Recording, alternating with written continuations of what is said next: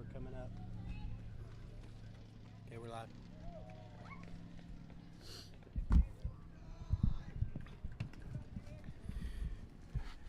Hey, good afternoon, everybody. Welcome back, Thunder fans. We are ready to go for the second game of the day here at the Homeschool World Series. We are just a few minutes ahead of the scheduled start time, so the game has just begun. Thunder is home. They're on the field, and on the mound is Drew Moore. And so far, he has a 1-2 count working on this leadoff hitter. We're playing a team from nearby here, from Lutz, Florida, near Tampa. They're called the Spartans. And I got Brandon back here with me. Brandon, how you doing? Glad to be here. Glad to have you, and we will get you caught up with the lineups here when we can. And strike three called on the outside corner for the first out of the day. I can run through the defense. So Drew Moore's on the hill, and Seth Tinkopa is behind the plate. Third base is Lucas Lavender, and shortstop. Tinkopa. No. Tinkopa. Oh, sorry. Wyatt Wilson is behind the plate, the catcher. Heads up. And Seth Tinkopa's at short. Caleb Gilson's at second, and Jackson Cavazos is at first. And then left field is Gabe Sanford. Center field is William Ennis, and right field is James Koch. And Kramer is going to be our designated. He's going to be our designated hitter. Their number 2 hitter snuck a ball in between the third base and shortstop for a single. So Drew's got one out, one man on, and he's facing their third hitter. Yeah, Brandon, I have the last names of the team we're playing here. That was Lopez that batted first. He struck out, and then Bradstreet just got a base hit on first, and this is Courier in on the third hitter.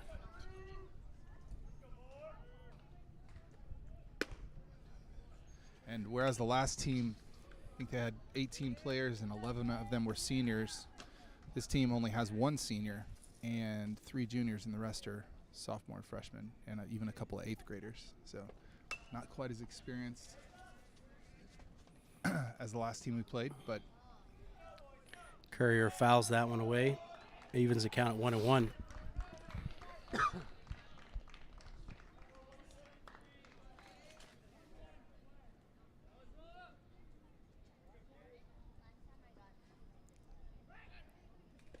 Moore throws back over to first. He's in safely.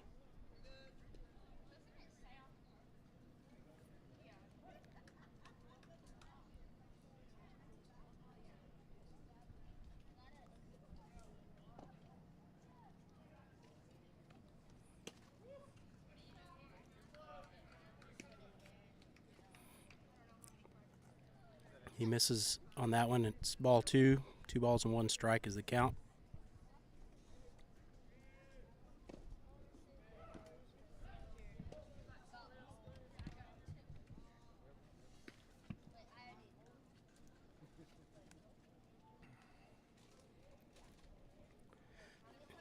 Warm afternoon here in Auburndale, Florida. yeah, the last game was, I think it was about 85 degrees, and now it's increased to 88 degrees. Not much of a breeze. Everyone's really struggling to find shade and stay under it, stay cool. Yeah, the grandstands in all these fields have a little cover over them. Nice. But a lot of the families, including ours, have a canopy that we've set up for. So the hitter thought he had ball 4, and he tossed the bat towards his dugout, but the umpire says strike. So get back in the box, sir. 3 balls, 2 strikes, now the count.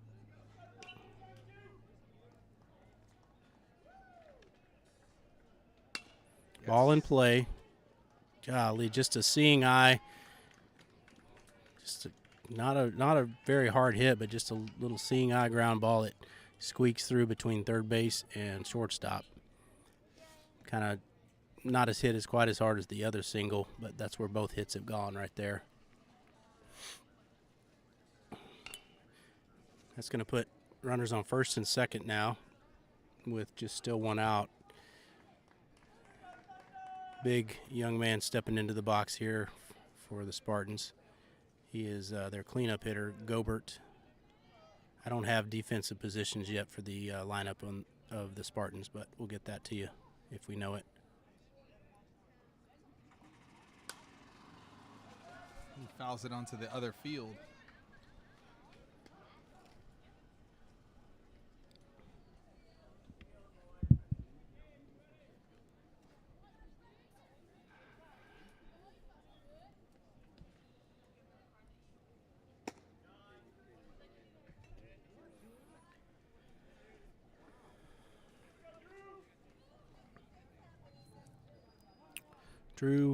Drew working with a little traffic here.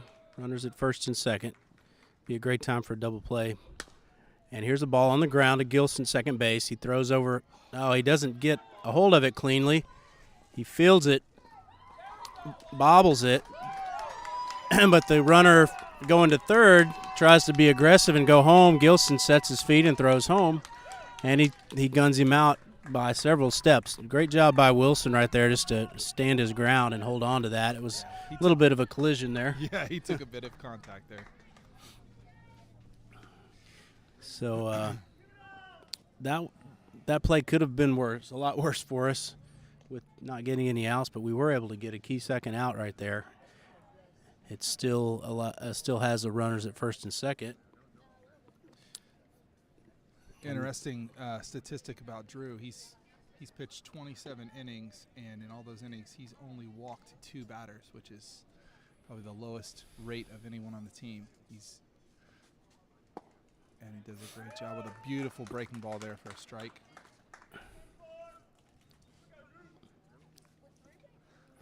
This hitter is their number 5 hitter. Arrett is his last name. Oh, little pickoff attempt back to second. Drew does a spin move. Gilson broke away from the bag at first, but he gets back and catches it. They don't have a really close play on him there.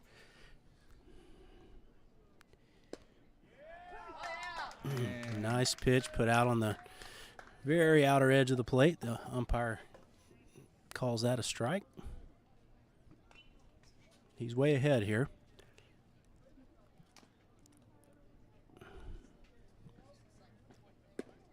Good pitch, up in the zone. He can't catch up to it. Strikes him out. And no harm, no foul right there. Thunder navigate through little base runners and keep no runs on the board. And most importantly, they're the home team this game, and they get to start hitting and just see the guys getting a little pep back in their step after a tough loss here this morning, but early afternoon. So, yeah, go for it. So leading off is going to be Seth Tincopa again, and Lucas Lavender being the 2-hole, followed by Jackson Cavazos, then Drew Moore. Daniel Creamer is going to be the DH in the 5-hole, then Wyatt Wilson, Caleb Gilson, Gabe Sanford, and James Koch. That is your lineup for the Thunder.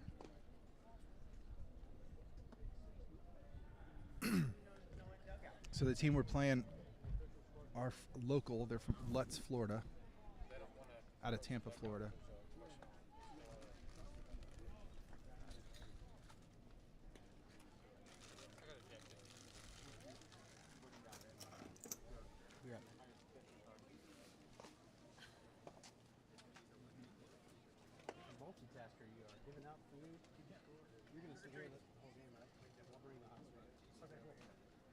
Pitcher is a freshman, and Caleb Chandler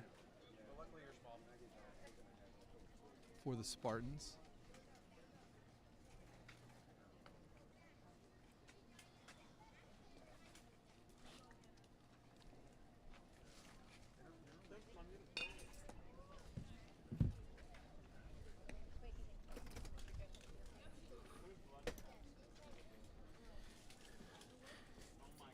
Thunder taking a look at this pitcher here, sizing him up.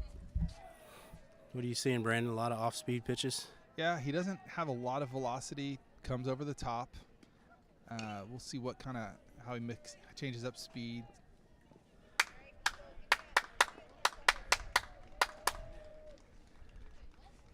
Interesting, he's wearing some of those like rubber band type bracelet things on his throwing hand. Usually they don't let the pitcher have anything on their arm.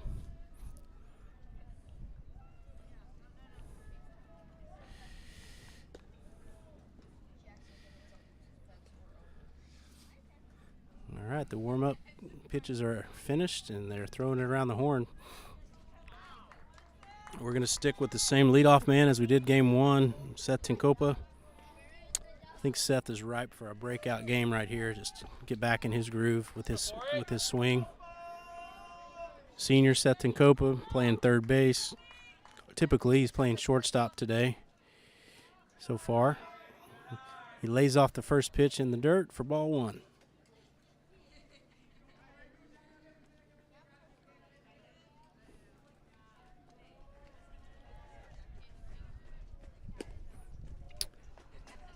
Lays off a pitch way outside for ball two.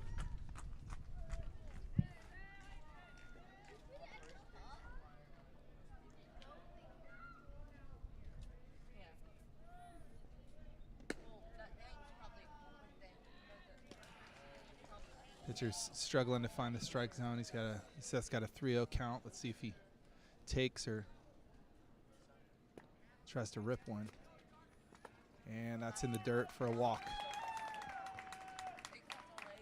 I'm curious, this pitcher does not have, when he pitched from the windup, he had a pretty slow delivery. I'm curious to know if our base runners try to take advantage of that. See what he looks like from the stretch. Yeah, certainly Thunder were aggressive on the bases on the first game, especially early on when they got some base runners. They were very aggressive to steal and move runners over. And the pitcher's pickoff attempt is not a very hard one. I know my son plays pitcher, and sometimes he'll do a kind of a fake pickoff attempt where he doesn't throw really hard, and then and Tinkopa's off for the races, and he's able to steal pretty easily. He's almost to the base before the throw's anywhere near. I think he was thinking the same thing I was. Yeah. If you get a good jump on this guy, his delivery takes a long time to get to home. And he doesn't throw very hard. No. So makes it tough on the catcher to hold him close. But Lavender looking for something good to hit right here. And he's being patient. Lays off that one outside.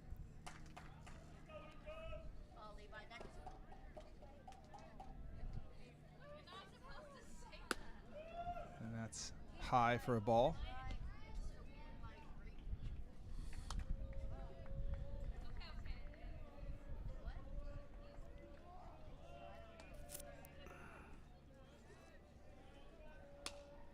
He gets under that, and that one's going to be right under. That landed literally on top of our little canopy. I'm surprised the canopy's still standing. Yep. It's a little small little thing. I was watching that one. I thought it was going to land on our broadcast table there. So you can't sleep on this job. Oh goodness! Gosh, that was like he threw an eephus. It was. That's what I was thinking too. I think Lucas was like, "What in the world?" That's a tough strikeout right there. Just to, credit the guy. He put a good pitch in there, but I think, he didn't. He had just a couple of really pitches to swing at in that whole at bat. But let's see if he tries the eephus with Jackson. Jackson has a 8-year-old little brother who throws harder than that, so he's used to slower speeds. Yeah, I hear it's not smart to play burnout with your youngest son. No. He's got an arm on him. So one out, runner at second, Tinkopa. I think one of the tough things for hitters is when they see a guy who's not throwing hard, they just think, instead of thinking of, I want to hit the ball hard, I want to hit it over the fence, which is not always the greatest strategy. So let's see if he Oh, that was low. Let's see if Jackson can get one to hit. I think sometimes they tend to overswing. You know, they have to wait and be patient, but they don't need to take any bigger of a swing. They just like to stay balanced. Oh my gosh. And that one, Tinkopa putting pressure, stealing third. That was a called strike, but the catcher comes up throwing to third and puts it in the dirt. The third baseman can't handle it, and the ball gets out into the shallow left field, and Tinkopa gets up on his feet and sprints home and is able to make it in on a slide, a very dusty slide. Yes. The wind, the breeze blew all the dust right into our living room here, but we got a most really critical first run on the board right there. So Jackson's got a 1-1 count.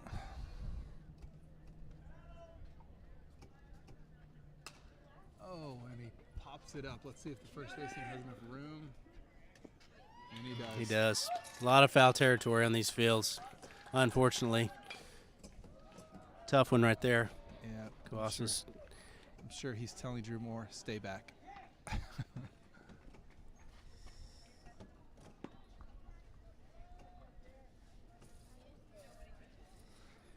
Yep, so Drew Moore steps in. He's our fourth hitter in the order, pitching today. Got a hit in his last at-bat in the prior game.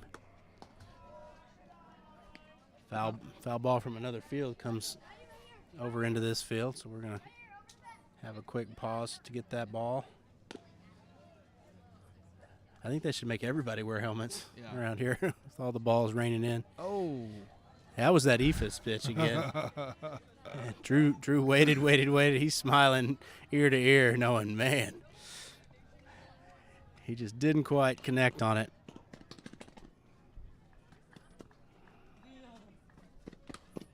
Yeah. He kind of flicks his wrist and bat at that one and kind of tips it off to the side there, foul over the first base stands. So he's behind a little bit here. Going to shorten up a bit, make sure he stays back. And 1-2 pitch. He didn't offer it that slow breaking ball, and it stayed up a bit high, and he called it a ball. I was worried. I thought they might give him that one. Yeah. So 2-2 pitch. And he lays off one even higher to work the count full.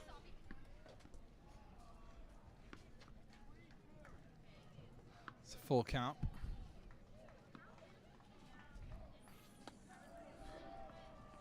Ball 4 in the dirt.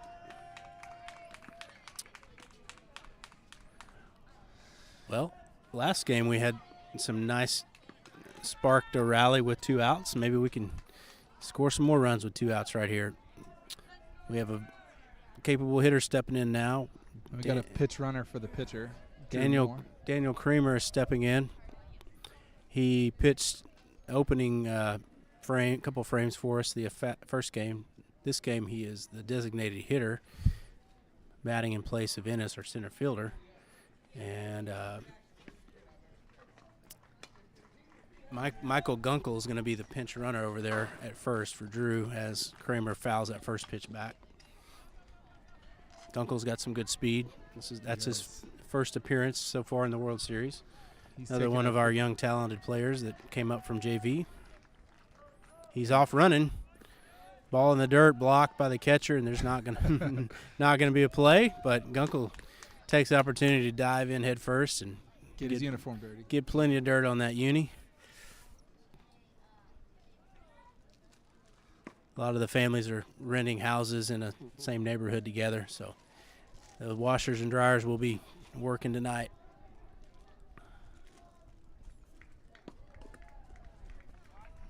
Good job laying off a ball outside right there.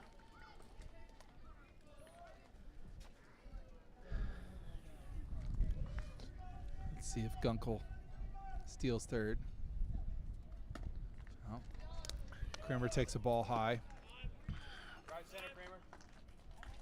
Definitely making this pitcher work. He already is up to 20 pitches in this first inning. And the coach wants to come in and talk to the pitcher. Kind of looks like he's going to make a change. I think he's telling him more. Maybe not. Yeah.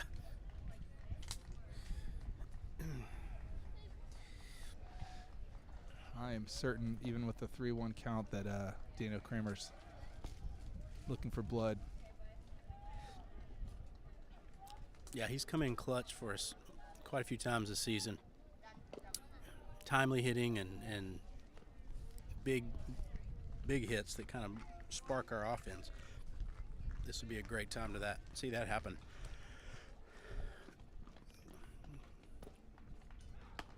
Oh, no. Yeah, he lays off one. They appeal it, but he definitely checked his swing on that. Lays off and draws a walk. That's going to put runners on first and second. Our catcher is getting his shin guards off, and he's getting ready to take the batter's box. That's Wyatt Wilson. Wyatt got a big hit in his first at-bat last game. He entered the game, substituted in, and did a good job. He's behind the plate for us this game.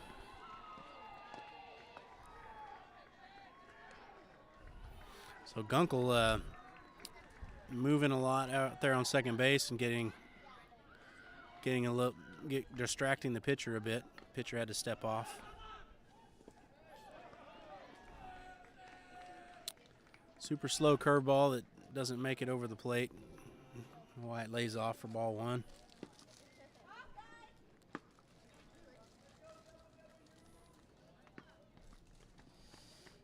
He fouls it back. Nice cut right there. Just missed it. There's such a slight difference between connecting in the ball and not hitting it at all. 1-1 pitch. Another low pitch he lays off of. So that works the count to 2 balls and 1 strike.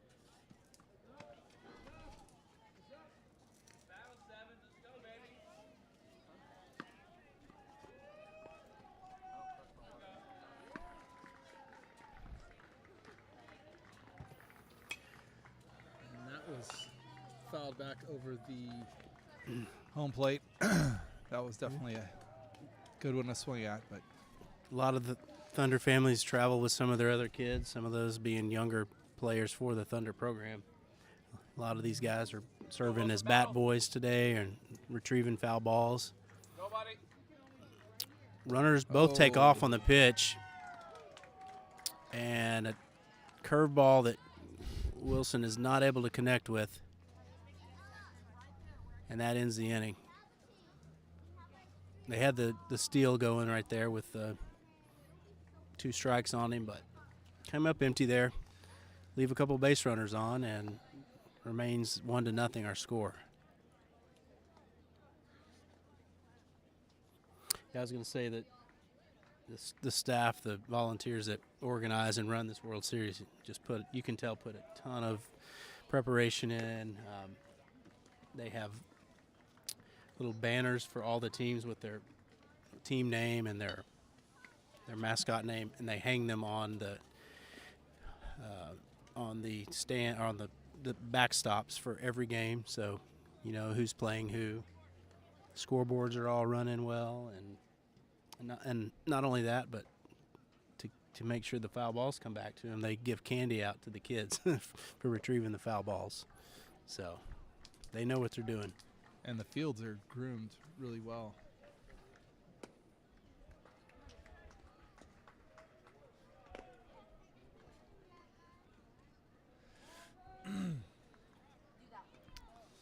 Well, despite the lack of speed from that pitcher, he seemed to be a lot more effective than he got the job done. thought. He did. He only gave up 1 run.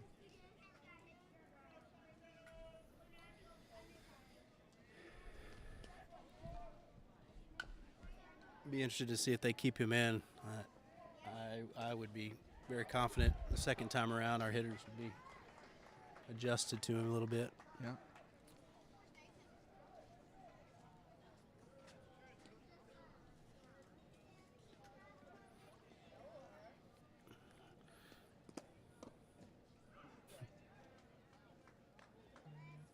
Drew Moore stays on the mound. Inning 2. For those that might have joined late, we'll just catch you up, run through the defensive positions again. Drew Moore pitching, Wyatt Wilson catching. I think they've made a little adjustment. Seth Tinkopa's now over at third base, and Lucas Lavender's at shortstop. They switched positions, I believe. Over at second base is Caleb Gilson, first base. Jackson Cavazos. Over in left field is Gabe Sanford. Center field, William Ennis. Right field, James Koch.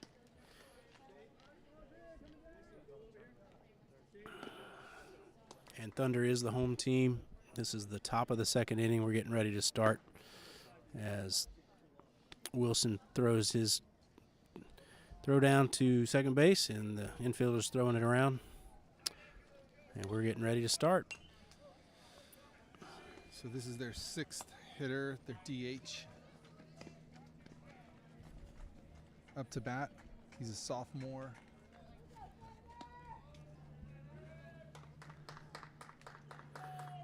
So Drew threw 19 pitches the first inning.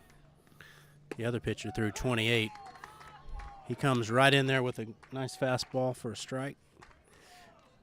Up to bat is the number 7 hole hitter, number 6 hole hitter, DH, Tomlinson. This will be 6, 7, and 8 in their order up first for the Spartans.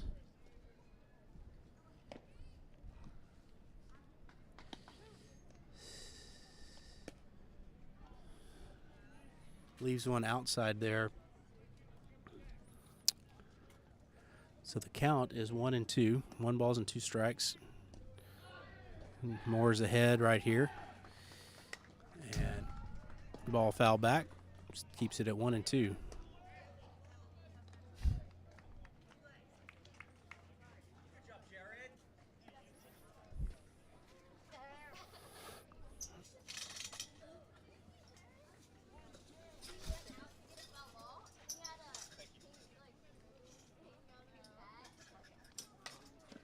And another ball fouled over the first base side. And the chase ensues among all the kids trying to get a foul ball for some candy.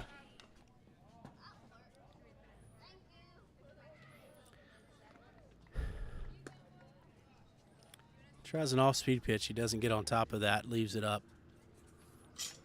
Takes the count to 2-2. 2-2.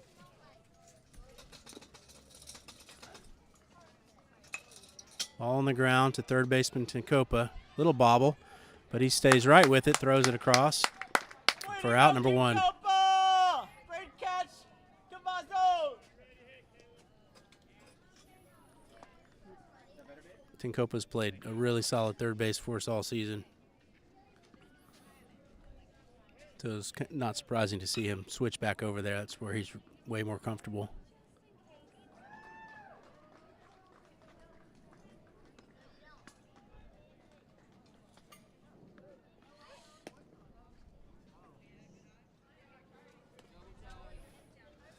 First pitch is a ball outside.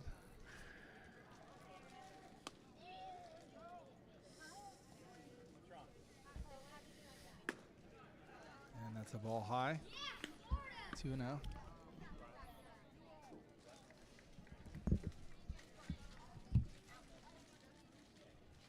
I have to do anything, or is it just update? Hold the button down.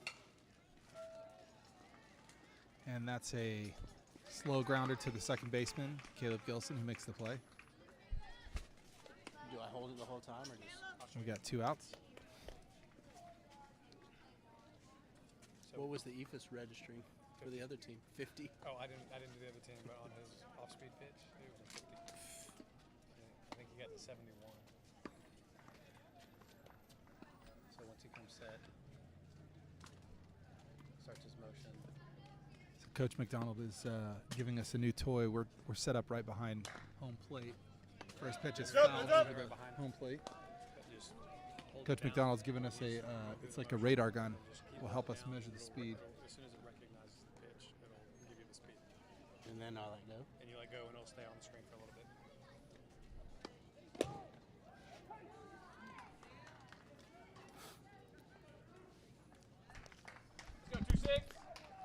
All right, so we are at no balls and 2 strikes on this hitter.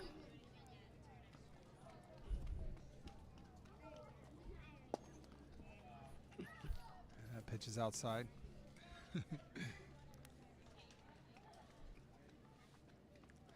I really wish we'd had this gadget when the last pitcher was pitching. Yeah. So we could have measured his eephus pitch. And that's a weakly hit ground ball to the second baseman, who makes the play. Caleb Gilson to Jackson Cavazos, and that's 3 outs. All right, 3 up, 3 down right there. That's a good second inning for our defense and pitching.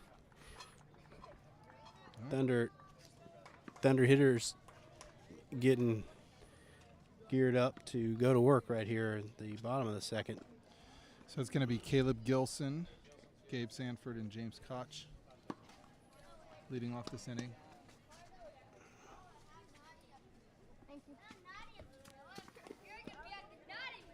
Looks like the boys have started a tradition where there's a cowboy hat that's being passed around the dugout, and depending on who's done something good for the team, they get to wear it. And I see Drew Moore wearing it now. Maybe he got out of the cleaning. Yeah, they crowned him with the. He's earned the cowboy hat. I think they were trying to decide what to name the hat. I think they were coming up with Sally. They called her Rally Sally or something. But that was their idea here before the tournament started. They had to take him to a Western wear store, and they bought a cowboy hat.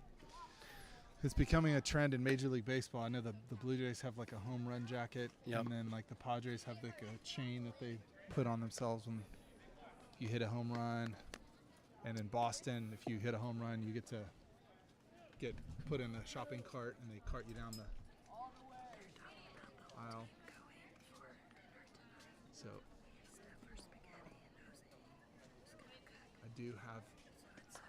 we do have the same pitcher in, and I'm going to need Brian Moore to work it so that we can see what this pitcher's registering. As Caleb Gilson steps into the box.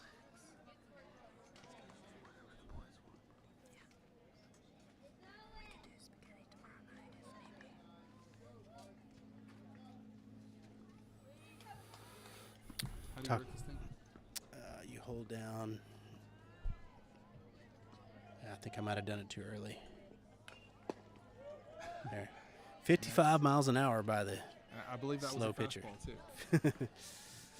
You were talking about different things teams do. And Nice rip to the left field. Gilson drops it in front of the left fielder for a solid base hit to get us started. Texas A&M has started a thing where they have a box cans of Pringles in the dugout, and when somebody does something good, they put a Pringle in their mouth. So they work for their food. do you think Aggies can chew chips and still play baseball at the same time? That's a lot for Aggies. I don't know. I don't know. Maybe. Might be.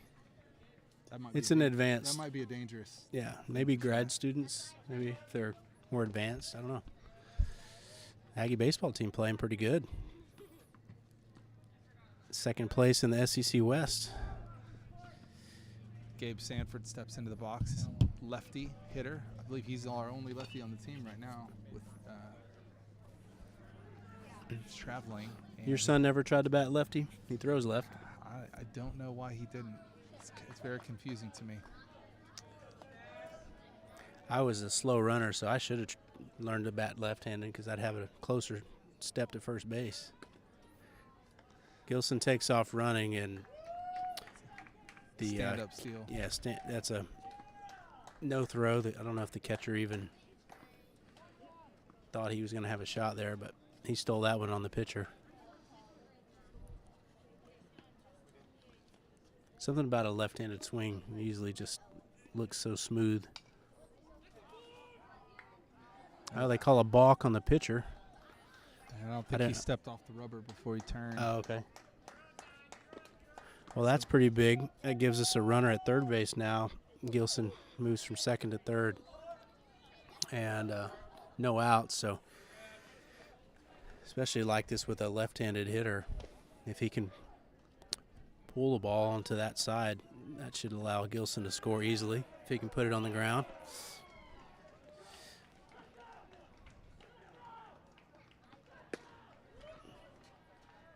That was a strike, swinging strike. The infield doesn't really look like they're playing that far in. Looks like they're kind of conceding this potential run on third. Yeah, second baseman especially. He's on the grass, way back. Showing a lot of respect to Mr. Sanford. Ooh. And he fouls it back. I think he he was pretty excited about that pitch, but they have a lot of time to think as the pitch comes in. I mean, a lot. That can sometimes not be good. You overthink it, but let's see what he is clocking here. Throws back over to third.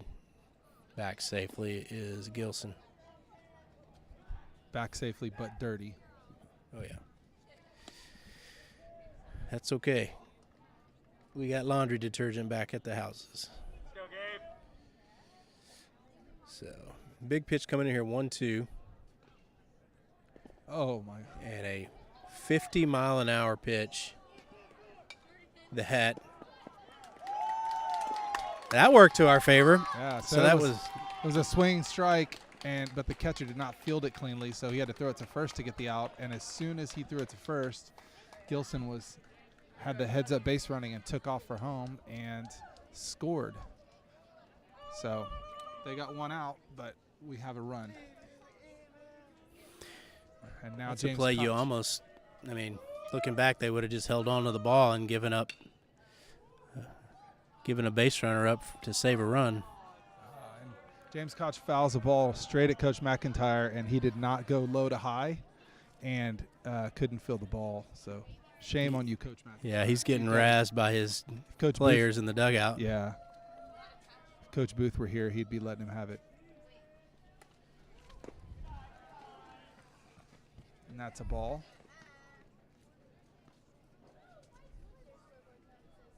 Good job by Koch to lay off that one. He thought about reaching out for it, but it was too outside.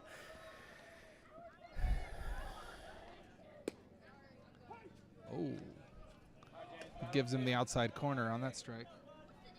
Okay, I got to start recording this guy's fast. Yeah, this umpire has a little different style. He has a little pause, a delay till he makes the call, so you're not sure which way it's going to go for a second. And that was a 51 mile an hour. I don't know what that was. Yeah, I don't know. Not a high velocity pitcher's game so far. Oh, he chased one high. Helped him out right there. And that was strike 3 and out 2. Yeah, we're going to the top of the order with Seth and Copa. I mean, I think these guys our guys are getting a little eager. This guy's been deceptively effective in getting it. Yeah. No one's really connected with him. If you watch this guy pitch, there's just not a lot of speed, big arc, and you would think we'd be playing home run derby. Now, Tinkopa connects though. yes, that's And he in front of the left field. has a nice solid base hit that drops into left center field. I'd for say a single. He's the first one to get a decent hold of the ball. Yeah. Gilson's was hit not as hard as that, but But with the lack of speed in the pitcher, you're really gonna if you're gonna hit it hard, you're gonna have to generate all the power. yep. And as I said, now they're facing him a second time. Tinkopa's our leadoff hitter. I think they're coming up with a game plan on how to get after him here. Throw over to first. Tinkopa back easily. Jackson is on deck. I'm sure he's really hoping to get another shot. Yeah, he's telling Lucas, find a way to get on, buddy. Give me a shot. Copa takes off. And this one's coming in our living room again. Oh, no. It's further back. Lavender, last at bat, dropped one in about 2 feet right behind us. Almost hit us on the head. That one. A little kid down.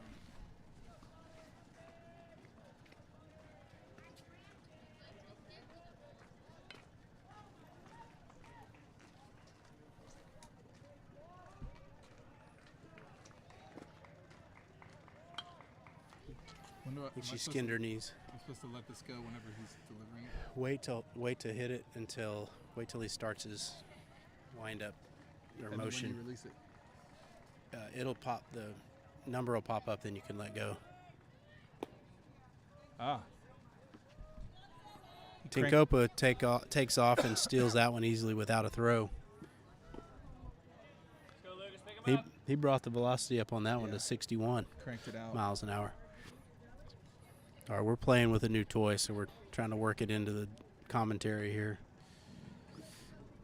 Pitch coming into Lavender. Way high. Over his eye level. And lays off of it.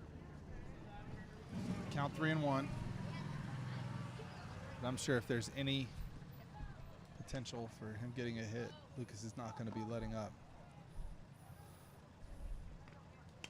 Oh, And gosh, he knows he wanted that pitch.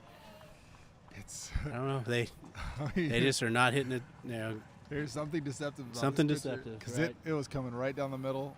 I'm sure if we Ooh. had a reverse camera angle, Lucas's eyes were probably big as saucers, but yeah. he got under it. All right, Fouled 3-2 back. pitch. See what he can do right here. And he nails that one, but he hits it right at the center fielder, but it drops. Tinkopa's going to swing around third and trot into home without any kind of throw. That was the hardest hit ball of the game, for sure. Lucas hit a nice line drive. Had a lot of top spin on it, so it got down in front of the center fielder pretty easily. Another run comes in. That's 3-0 now here for Thunder in the second.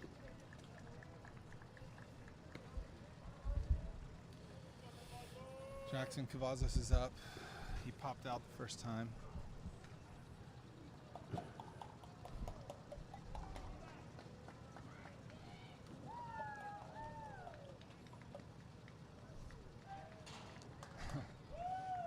Even his throws over to first. Ephus.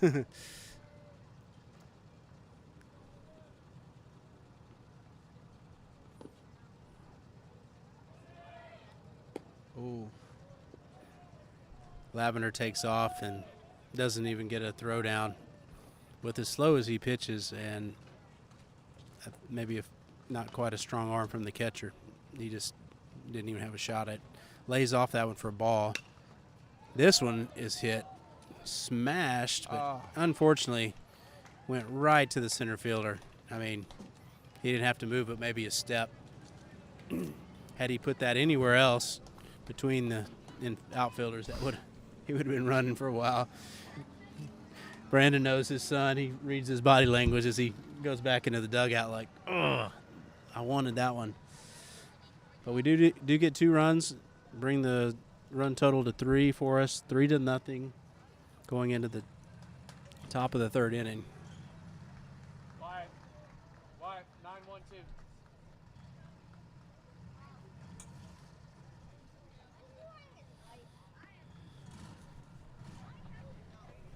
This will be a good time to make a mention of a couple of companies that were very generous to the Thunder program, donated some funds to help support the program. Wanted to continue to give them recognition. They are called the World Series Championship level sponsors. One of them is Katy Capital Investments, and they are known as Houston's preferred funding source for real estate investors. They provide above market returns to their private equity partners, and their website is Katy Capital Investments with an S at the end.com. And the other company is Deep Sea Technologies. Their website is deepsea-tech.com, deepsea-tech.com, and they engineer and manufacture products for the subsea oil and gas industry, and also do they support projects for exploration. So we appreciate them very much and wanted to recognize them, and we'll try to do that throughout the World Series. So we are back and ready. Drew Moore still on the mound, ready to start his third inning of pitching. Drew's done 33 pitches, 22 of them for strikes. He's faced 8 batters, 2 strikeouts, 2 hits, no earned runs. Looks like we got a good number of folks that are following us live on YouTube this afternoon. We really appreciate y'all taking time out of your day to follow the Thunder. Means a whole lot to, I know, to these guys, just to know so many people are rooting for them, cheering them on. We are one of, 4 teams from the Houston area? 3 or 4 teams just from Houston alone. Definitely Texas is the biggest represented state. Oh. What a nice pitch. I don't know where that one was, but not called a strike. The umpire's kind of set up more on the inside corner to this left-handed hitter. And that one is a miss on the outside. So this is now a 2-2 count.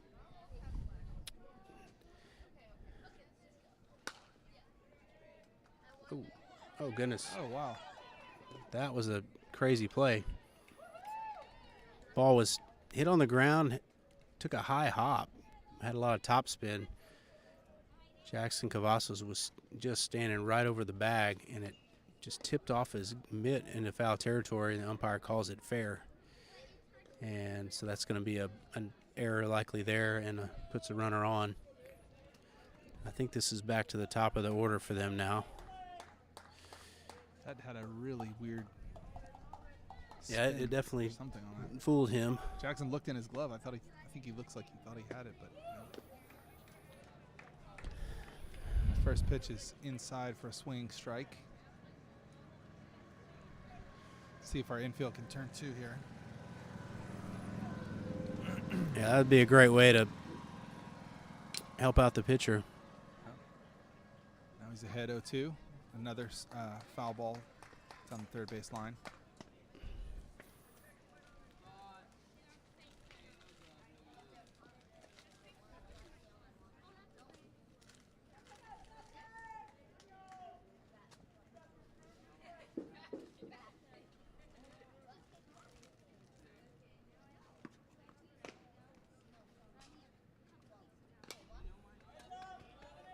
Another foul ball.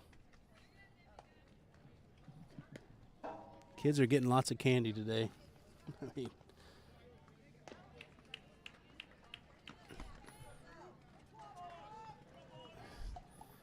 right. Still 0-2. Runner at first.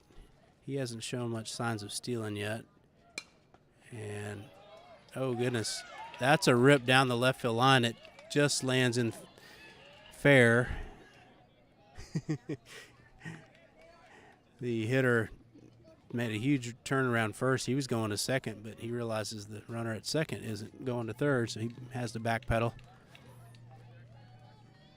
I think So a single that moves the runners over. Gabe, Runner at first and second now with no outs. Gabe Sanford had to run in the corner to get it, and when he came up, I think he was looking to see if the runner was going to test his arm.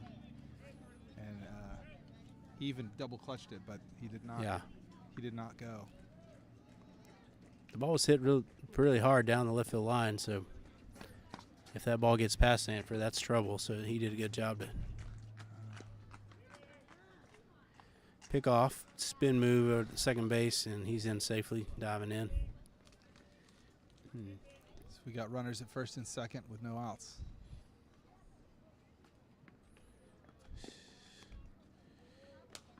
Ball's up in the air, and oh, that's a tough one. Ball was just out of the reach of Wyatt Wilson. It almost nicked the top of the backstop. It kind of angles in up top, so.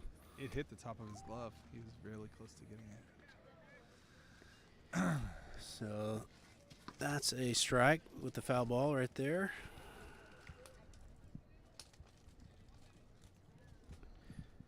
Comes set. Leaves it up high for a ball. Base runner at second doesn't seem to want to try to test Wyatt's arm. Oh, and Wyatt This gets a one, pitch in the dirt. yeah, he attempts to block it. It ricochets off to his right, and that allows both runners to advance now. No outs here. This is a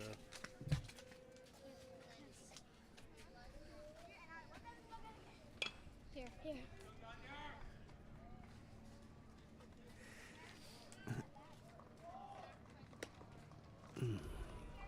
another pitch that's pretty far outside. I was saying no outs here, so this is a little tough situation with the tying run up to the plate. Thunder needs to buckle down here and get an out. Tinkopa's way in on third base on the grass. And uncharacteristically more walks that one. I think that's a little bit of a just losing focus there.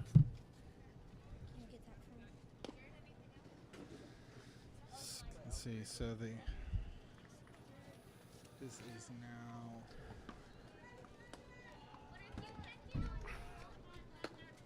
this is their 3-hole hitter playing shortstop. He's a freshman. Yeah, this kid pitched for them quite a bit of the first game. Did a good job. Whoa!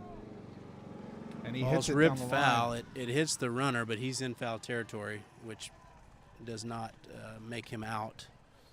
That's why they always coach the runners at third to take their lead in foul territory.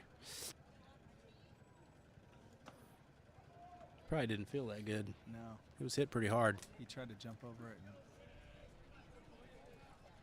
didn't quite get enough height. Okay, so Moore's ahead here, 0-2. Base is loaded. Puts it on the ground to Tinkopa. Oh no!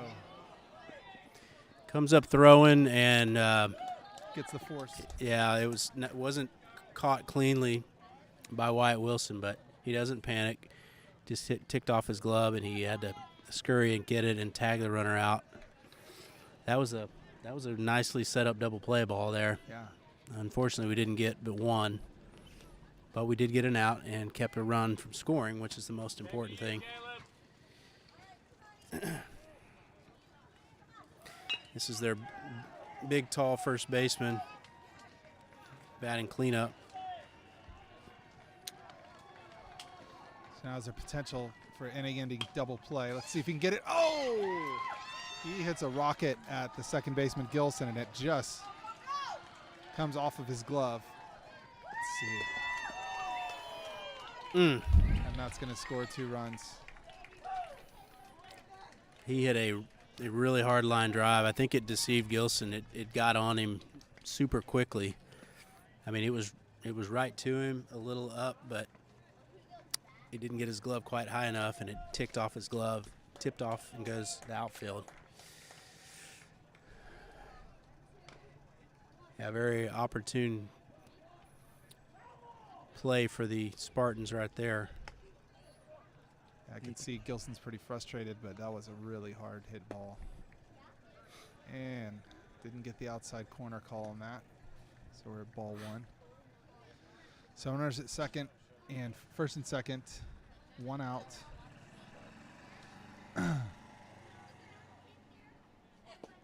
And that's a swinging strike. That was a good pitch. Off speed and really dropped on him. Might have been his changeup there. And that was hit so hard at Gilson. If he had caught it, I think he'd have been able to double up pretty easily. He would have had somebody doubled up there. This one's left up. It's hit over to right field. James Koch is there. My goodness. James showing off his arm in right field. That could have been dangerous. He threw that one all the way to home. Drew Moore, the pitcher, had to come leap and catch it to keep it from getting away from Wyatt. So that's a big out, number 2 right there. Keeps the runners where they were on first and second.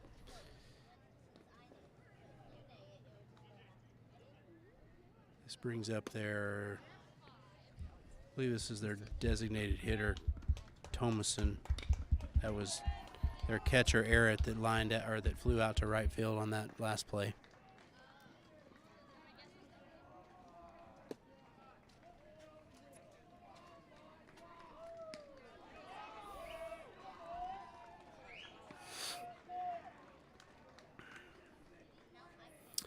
All right, Thunder looking to get out number 3 and get off the field. See if they can right here. Ball on the ground. Ball on the ground to shortstop. Lavender has to range over to his left, but he does, and he flips it over to Gilson for the sure out at second, and that's out 3. And that ends the inning with 2 runs coming across for the Spartans. Brings the score to 3-2. We're going to go to the bottom of the 3rd inning now.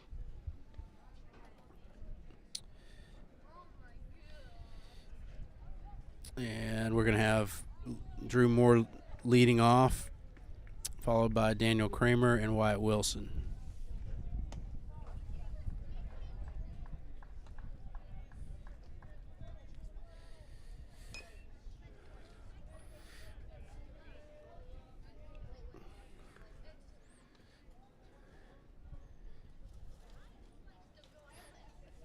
Yeah, again, we're here in the Homeschool World Series. This is the 22nd in a row, 22nd annual. First one was in the year 2000. It's really neat. They've got it over on one of the fields. They have banners hung for the champion from every year for all 21 years. Last year's winner was a team from St. Louis called the Patriots. And so they're the defending Division I champions. They have a nice trophy, big kind of a Stanley Cup style cup, they call it, the Hendricks Cup, that they presented in the opening ceremonies and set down on the home plate to turn it back over and see who wins it this year. But 24 teams are competing. We have, I believe, 10 different states that all these teams represent. Certainly Texas being very well represented by a number of teams from Dallas, Houston, and Austin areas. I don't believe there's a San Antonio team this year.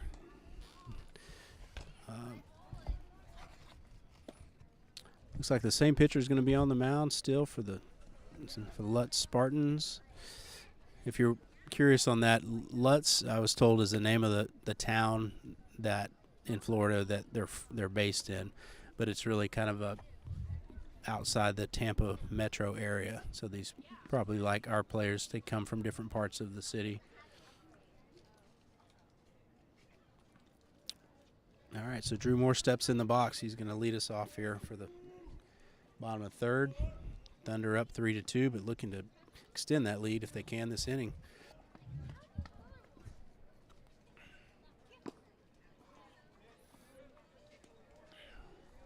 First pitch is a strike. Drew took a hack at it over the outside part of the plate. And all right. Drew lifts it over to second base. Yes, and he it's does. tossed in for a single. Another nicely hit ball. Quite a few of our hits have been kind of semi-shallow, semi-deep, kind of in that in-between zone in the outfield that have dropped down for hits. So puts him on base, and they're going to pinch run for him as they did his first at-bat. He's gotten on base both times today. Michael Gunkel's going to step in and pinch run again for him. Daniel Kramer steps in, and we have time called by the Spartans coach. He's going to come out. While he's talking to the coach, I'll list off the teams and where they're from so you can get a sense of all the places that are represented. So it's Austin, Texas, Baltimore, Maryland, Carrollton, Texas, Charlotte, North Carolina, Dallas, Texas, Ellis County, Texas. I don't even know where that is. I looked it up. It's Dallas area. It's kind of around Waxahachie, Midlothian, and south of Arlington, kind of that area. And then Evergreen, California, Fairfax, Virginia, Flint, Michigan, Fort Worth, Texas. Then 3 teams from Houston. And the Lutz, Florida Spartans that we're playing right now. Memphis, Tennessee, Nashville, Tennessee, Oklahoma City, Raleigh, North Carolina, Richmond, Virginia, Springdale, Arkansas, Springfield, Missouri, St. Louis, Missouri, Tulsa, Oklahoma, and Winston-Salem, North Carolina. Yeah, thanks for running that down. And that's good timing. We've got a little bit of time to catch you up on some other things as they do make a pitching change. And they're bringing in a left-handed pitcher. he definitely has more velocity than the prior pitcher. But, I mean, you know, you look at some of those pitches, they were so slow, but all in all, it was effective for sure.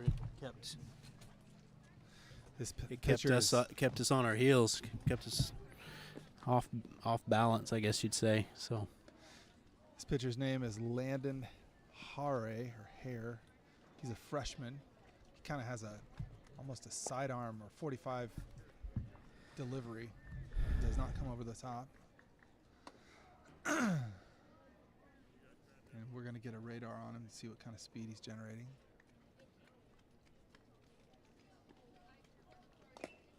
He's about low 72. 70s, yeah. So he's about 10 miles per hour faster than the last pitcher.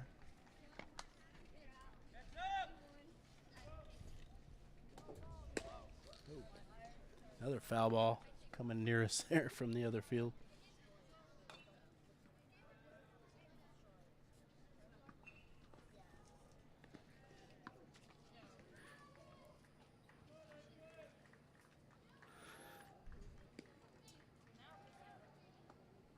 So there's 8 fields out here in this complex that are being used today. So basically 3 different games today, one at 11, one at 2 o'clock, and then this one is the third game, the 5 o'clock. So all eight fields have had games going. So that's 24 games being played in one day. So we're part of the first group of 4 fields, and you can kind of look to your left and right and see 2 games going on at the same time, which is kind of cool. All right, so we're back. Kramer steps in the box. Left-handed pitcher is on the mound. He throws his first pitch up and high for a ball. Oh, gosh.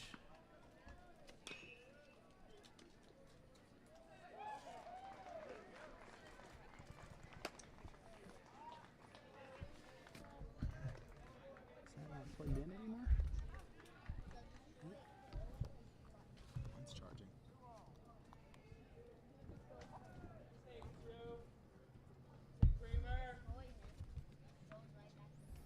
Computer.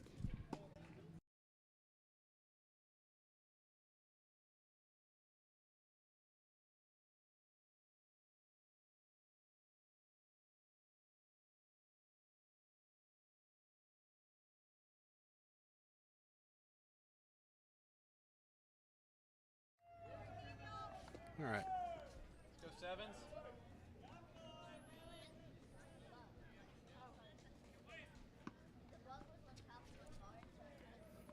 All right. Yeah, we're still online. We're still live. My computer went to sleep on me. I thought it had turned off. Thought we had lost our juice. So Daniel Kramer walked, and Jared McDonald is going to be the courtesy runner for Daniel.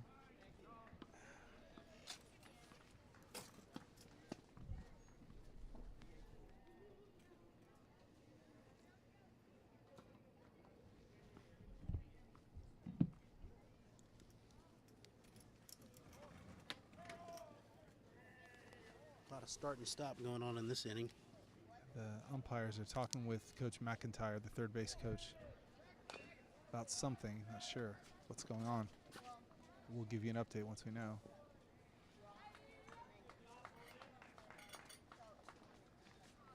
And the umpire on second base is wearing like a full headscarf. All you can see are his eyes. He must be really hot out there.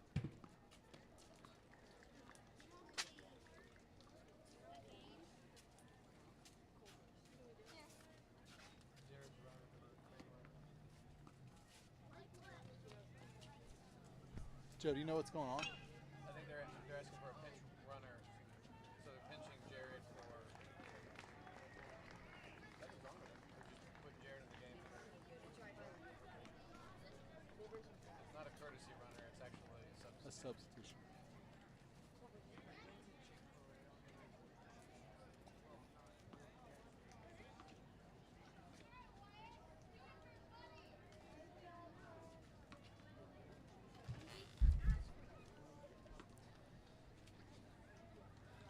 So I believe that was just a clarification that Jared McDonald is coming in the game as it's a substitution for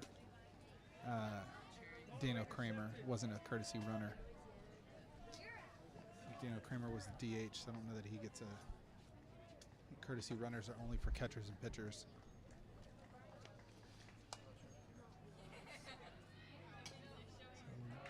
Wyatt is facing an 0-2 count. The second pitch, he fouled back to the backstop. We have runners at first and second. Got Gunkel at first and McDonald at first. No, Gunkel at second and McDonald at first. And there's no outs in the bottom of the third inning. And that's outside, and both runners advance, but the second, Gunkel and McDonald stole at the same time and standing up, no attempt to throw, prevent them from stealing. So White's in a good position to drive in some runs here. If he can get a pitch he can handle. That was fouled down the third base line to Coach McIntyre, who's able to field it cleanly this time, by the way. I think he took it kind of personally when he let that other one get by. The Thunder players were giving him a hard time.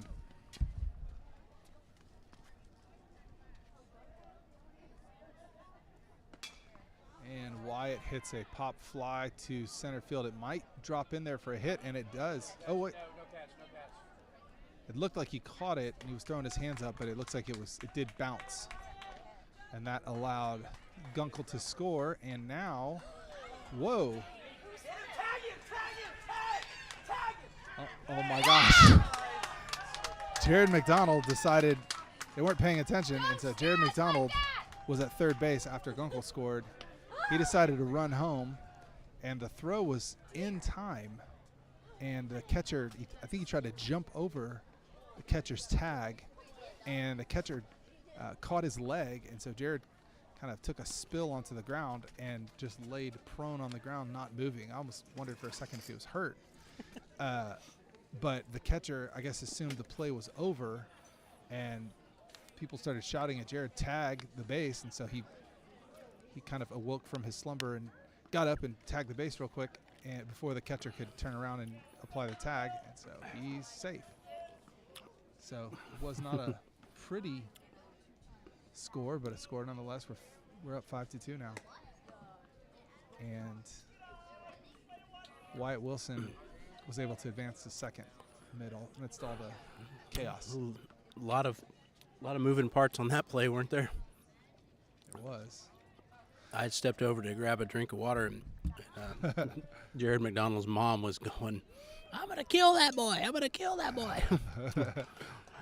So I presume he would have been out if they would have tagged him, right? Did he miss the base? I mean, the umpire gave the safe sign. He applied the tag, but I think the ball the ball wasn't held onto, but he must have missed the plate. So once he finally got up. But I think Jared was playing dead. Yeah. It was an effective strategy. I was fooled. I thought he was dead. It worked for the catcher too.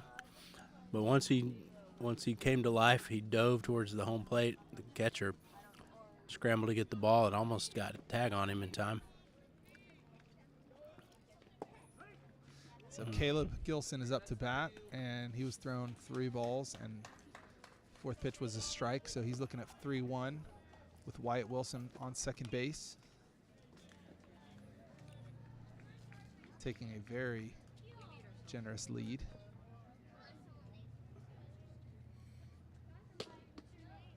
And he works a walk. Didn't get the outside corner. And now Gabe Sanford steps to the plate. Yeah, Sanford batted in the first game and got a really nice hit. He's got a smooth left-handed swing.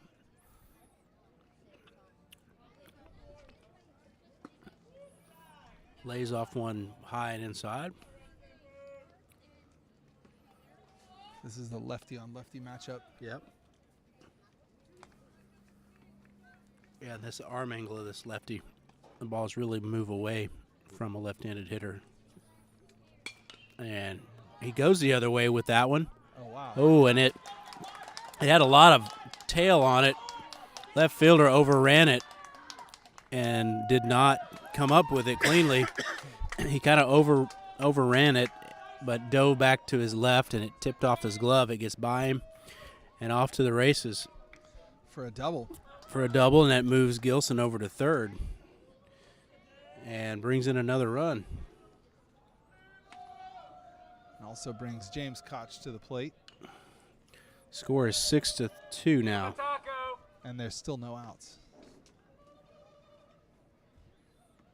So after Koch, we'll see the top of the order with Tim Copa. And Koch rips it down the third base line. That's going to score 2. It's going to score 2. Sanford up and motoring on to home. He'll be in, standing up. Scores Gilson and Sanford. That ball was hit very hard. That was a really nice job by James Koch to turn on it. And they give Gabe Sanford the cowboy hat. Gabe Sanford he's crowned with the hat. So that's their reward for players that come in and get runs on the board. So extend our lead now to 8-2. That's what we needed, a little breathing room. But this game's far from over.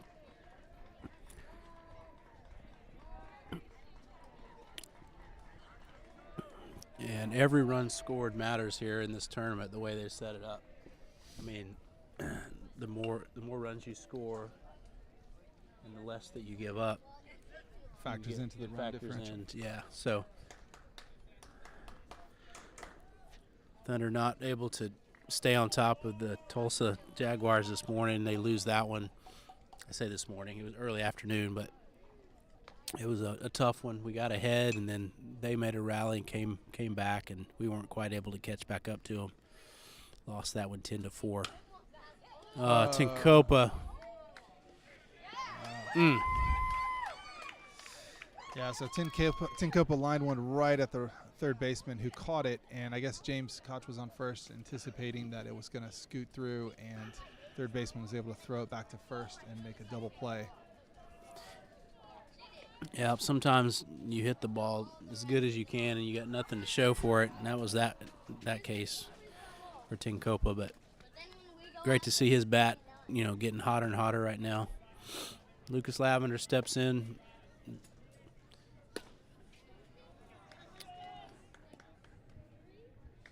Lavender's 1 for 2 today, coming up for his third at bat.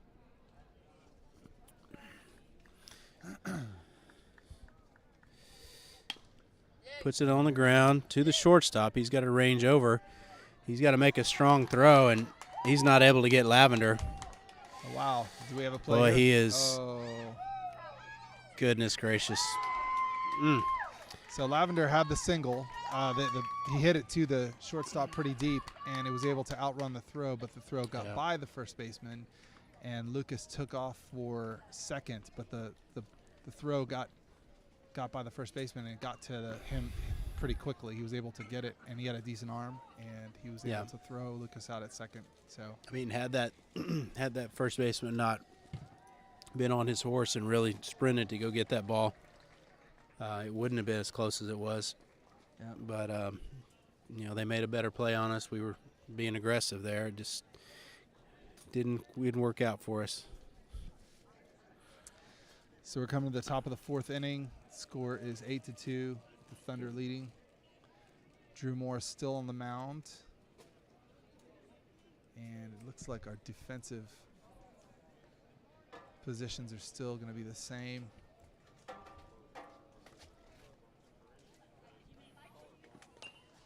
Let's see.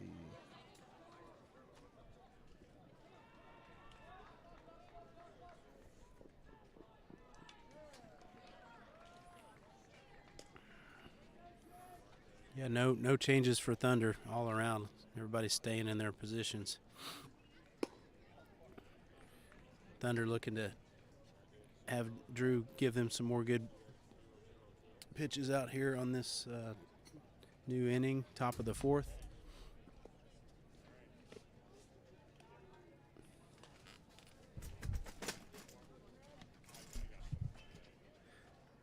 big part of this tournament is the coaches figuring out how to lay out their pitching to, be competitive and win games, but also not overuse your pitchers. Make sure you're keeping some reserve in the tank for later on in the tournament. So Thunder's already seen several guys pitched for us today, just kind of spreading it out. Quiet. 7, 8, 9. 7, 8, 9.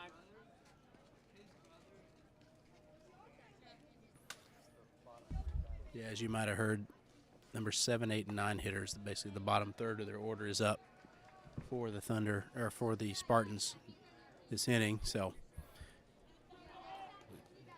want to see the Thunder buckle down and try to retire them in order. First pitch fouled right back towards us for a strike.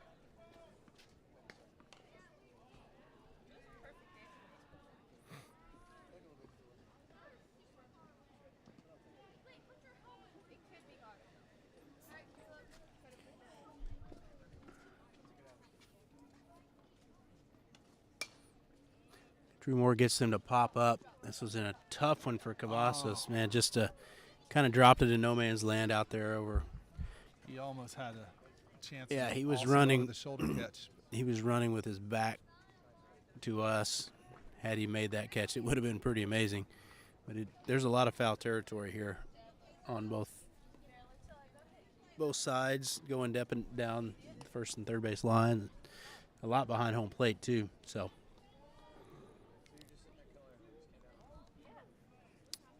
But Drew is ahead 0-2 right here as he comes in from the windup.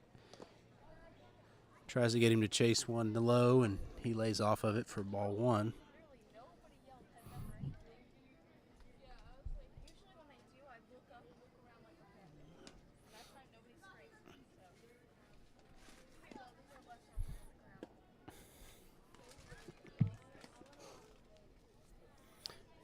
Tries a curveball there and hangs it. Keeps it a high. It's ball two. 2-2 pitch. All three. Pulls it outside. So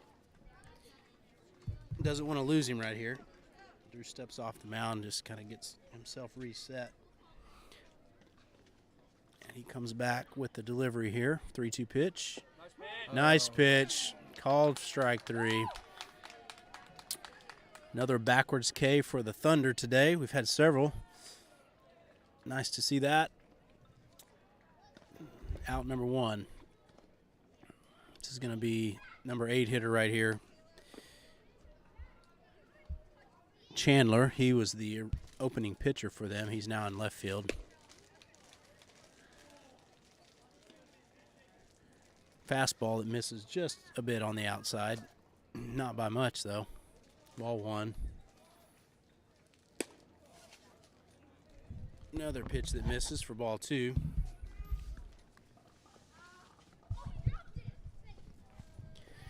Oh-2 pitch, or 2-0 pitch coming. That one is fouled off, just off the end of the bat. But it would have been a strike. Yeah, it was definitely a good pitch. The Thunder ball boys are working hard in this heat.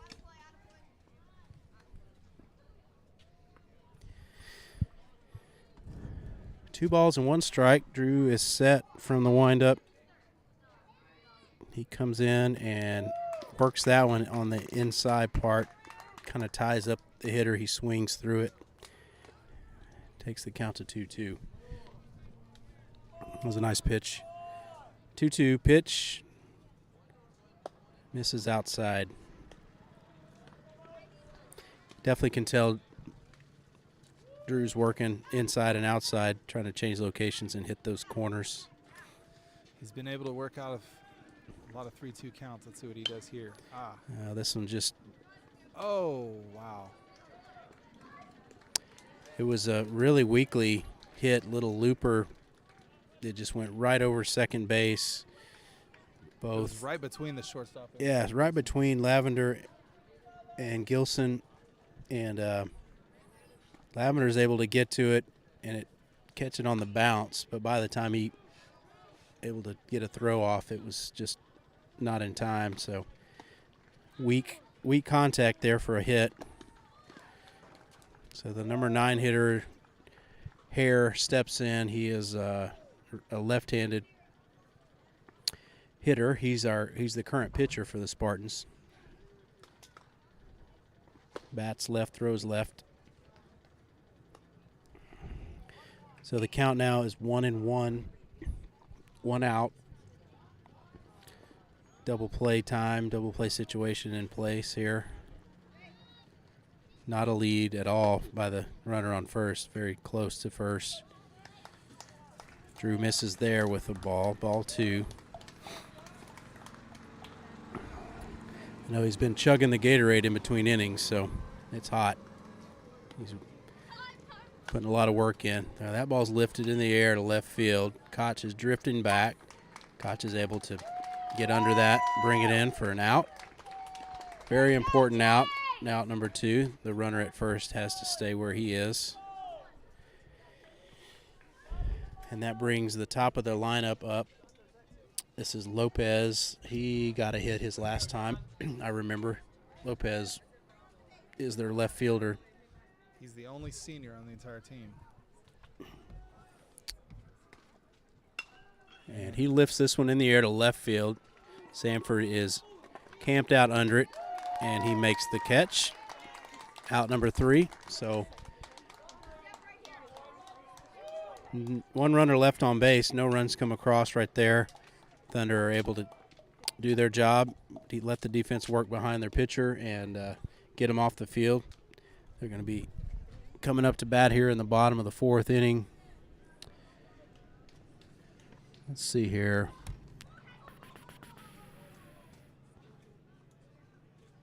I believe it's Jackson who's up. Okay, yep, I think you're right. Jackson Cavazos is going to lead off. Drew Moore is going to follow him.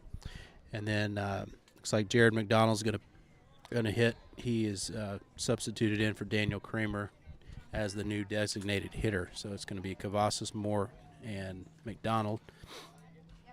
When we come back here, same pitcher on the mound for the Spartans. They're lefty.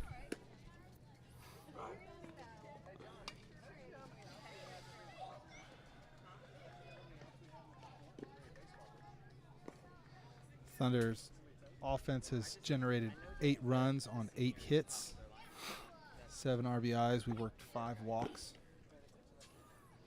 We've got a lot of stolen bases. Seth Nkopa has stolen 3. Gunkel has stolen 2. Jared McDonald, Caleb Gilson, and Lucas Lavender have all stolen bases today. So busy on the base paths. Yeah, a lot of those steals were not even with the throwdown. Right. This, with a lefty pitcher looking straight at you at first, it's definitely going to be more difficult to steal on this pitcher. Oh, really? You know? James told me that. Let's see if Jackson Cavazos can get us started.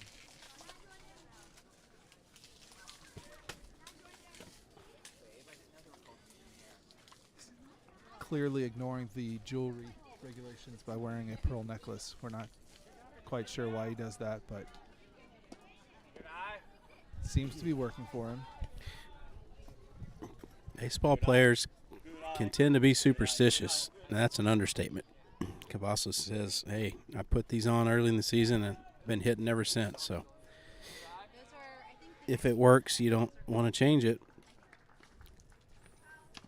He did change from the full-length pants to the short pants. Yeah, he did. Rally rags. And that came in inside, too. He's working on a 3-0 count. And Yeah, he's laid off. Good plate discipline on this at bat. I can assure you he's looking He to probably not has take the a pitch. probably has the green light here. If it's his pitch. But it's not. It's even further outside. I think his strategy is when he does have a 3-0 count, he intentionally does not look down the third base line at the coach. So that if he does give him a take sign, he's going to say, well, I never saw it. I did. I guess I missed it, Coach. So he works a walk. And now Drew Moore steps to the plate. He's reached base both times today, first with a walk and also with a single. So he's 1 for 1. And throw over to first. Got a left-handed pitcher, so he's definitely got a not as easy to steal on a lefty, but just make sure we read him, make sure his front leg goes home.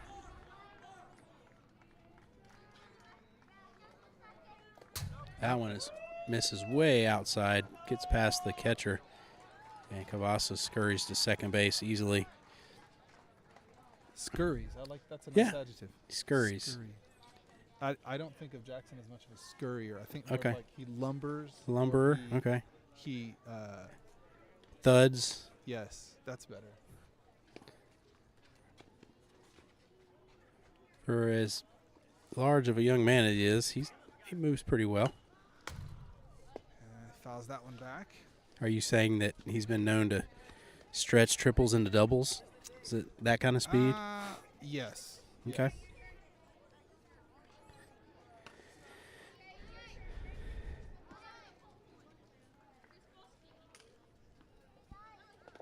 Ball in the dirt at Karam's left off the catcher. And how does Jackson get to third? We need to know. He skimpers, No. whimpers. No, I think he rumble. He maybe like the football announcer, stumbling and bumbling. Well, the turf monster didn't get him. No. That's good. Jackson. I don't know. He's on third. I don't know. Yes. However he got there, he got there. As long as he doesn't have to slide. Jackson's slides are not pretty, and they're very dangerous.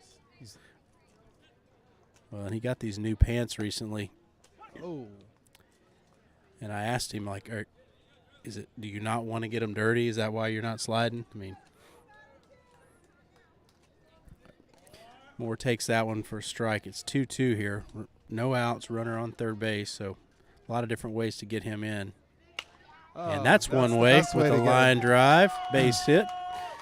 Nice swing by Drew. He rips that one between third and short. Line drive, it probably lands on the outfield grass. It probably clears the dirt. Hit that one well. And I think we have Kramer back in the lineup. Yeah, we do. Let's see if Jackson's. I don't think Jackson's wearing the cowboy hat.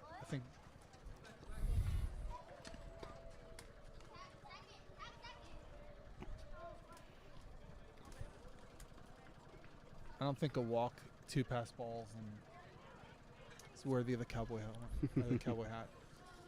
No, I think you're wrong. I see him wearing it. Yeah, he's got it. It's because he lumbered so well. Maybe so.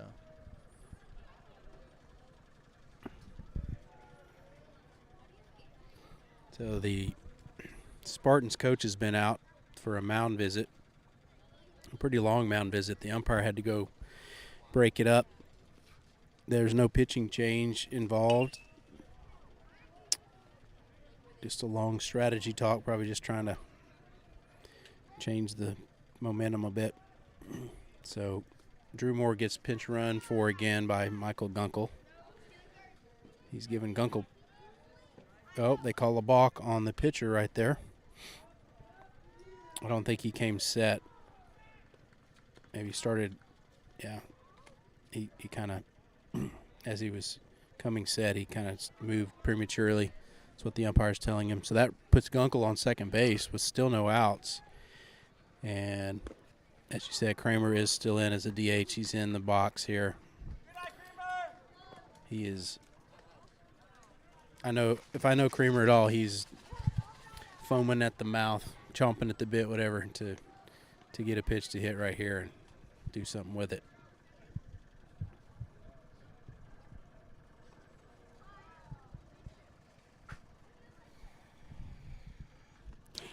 Howdy from Florida. Little guest appearance here. It's a great time to come behind me because the sun is setting behind us and the shadows from the canopies aren't covering us anymore. All right, Kramer is in there. Oh, he kind of reaches for one. It's coming right over us. Carrie could have caught that if she wanted to. She's let the kids go after that one. It's very nice of you. I didn't have my glove. She left her glove in Texas. I think with all the candy that's being consumed, there should be a dentist that's willing to sponsor the Thunder. Well, Especially I think- parents. yeah, I think there's some dentists back home that maybe they're going to get some good work out of this World Series with all the teeth that are getting chomped up by sugar. I don't know if they made a substitution, but it looks like the Spartans put in their one of their eighth graders at second base. Yeah. He played second in the first game.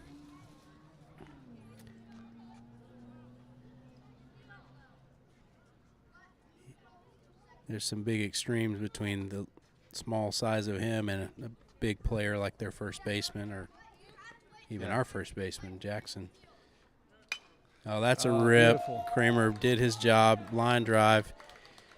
Round and third. Coming home is Gunkel. The relay throw is off the line, and it actually gets by the third baseman and runs over towards the dugout. That allows Kramer to take another base. So he generates an RBI. Nice single there, and he's able to get on second base with the scoring position now for Wyatt Wilson, who steps in. So now the score is definitely going our way, being 10-2 right now. And in this situation, it's a little cruel to really pile on, but with the way the run differential works, losing 10-4 the first game, we really want to try to pour in as many runs as we can to get that run differential up. Yeah, for sure. I'm sure Wyatt Wilson is thinking the same thing at the plate. Yep.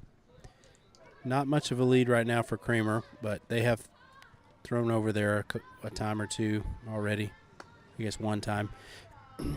So he's giving them something to keep be a distraction. Pitcher doesn't execute there and throws it outside for ball one. Wyatt Wilson holds his bat high, hands high behind him, and loads up and lays off another pitch that's outside.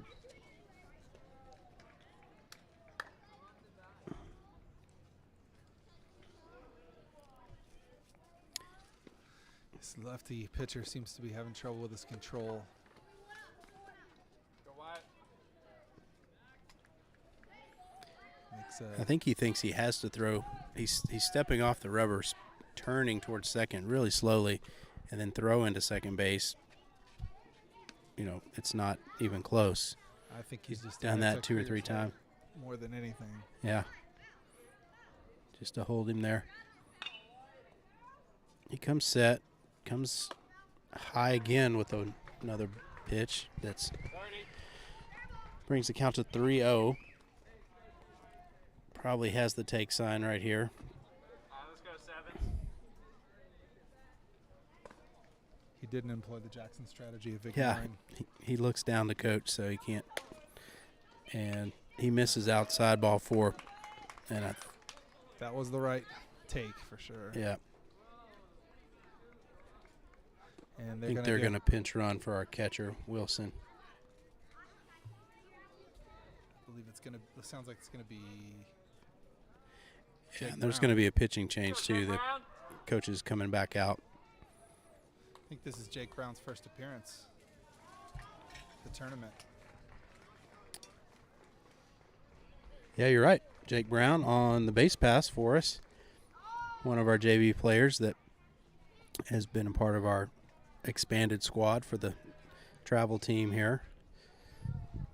As mentioned earlier, I think in the first game we have 13 players that have traveled for us.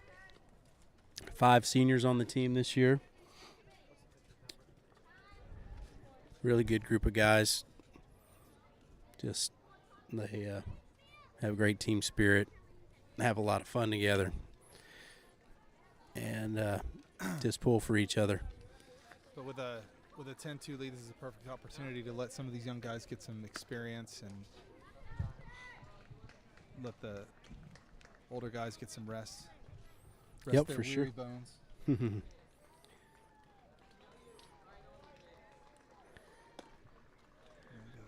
pitcher. Feels like it's cooled down just a little bit, which is nice. Little cloud covers helped us. This new pitcher is Drew Bradstreet. He's a junior. He's a right-hander. He's got a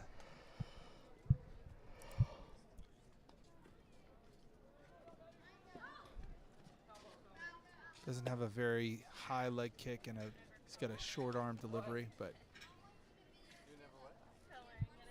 much different than what they've been seeing with the lefty sidearm three-quarters pitcher.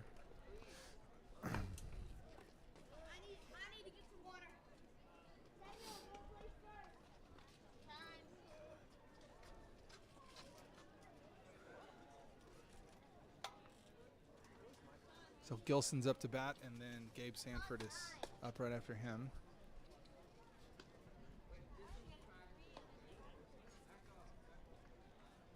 Then after Gabe Sanford is James Koch, and then we move to the top of the order with Tinkopa.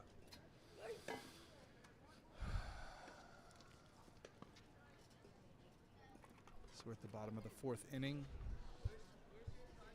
No outs still. Runners at first and second. Kramer at second base. Jake Brown at first base. And the pitcher has taken his warm-up pitches, and we're about to get started.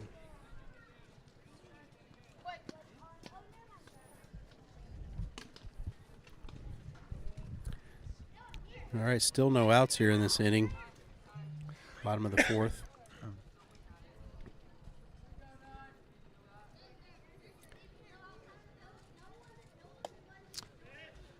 First pitch over for a strike. Gilson takes a nice cut at it.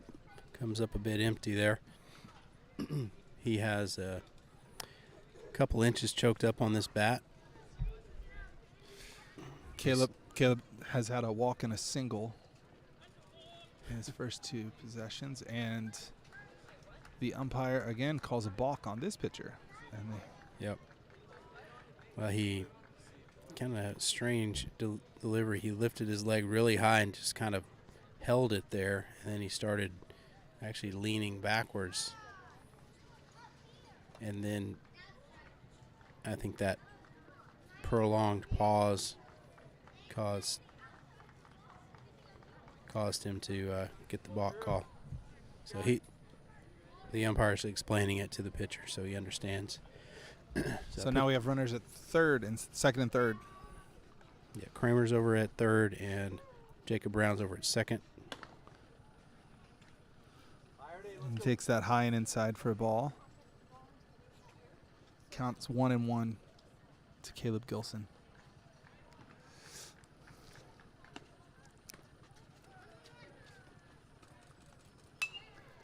And he fouls it over the first base side. Let's see. It's going to be on top of or just beside the dugout. Gets out of play, thankfully. The first baseman's covered some ground over there today. Made one or two plays in the foul territory. So Gilson's behind in the count 1-2, but he's battling strong and looking to make contact and put it in play somewhere and find a hole. And this ball goes behind him. It actually hits him. It does kind of glances off somewhere off his back or something. That's going to put him on base, load the bases, bring our left-handed hitter Gabe Sanford in.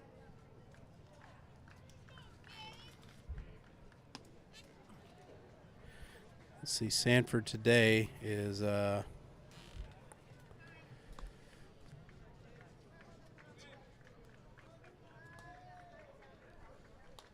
He hit a double. He's the only one who's gotten an extra base hit. okay. And he had it strikeout. So he's 1 for 2. He drove in 2 runs on that double.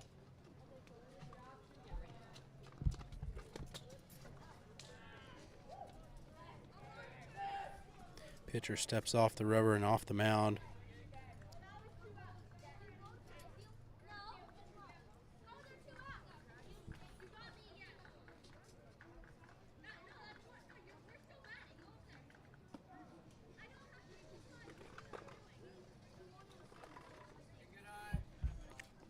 ball in the dirt.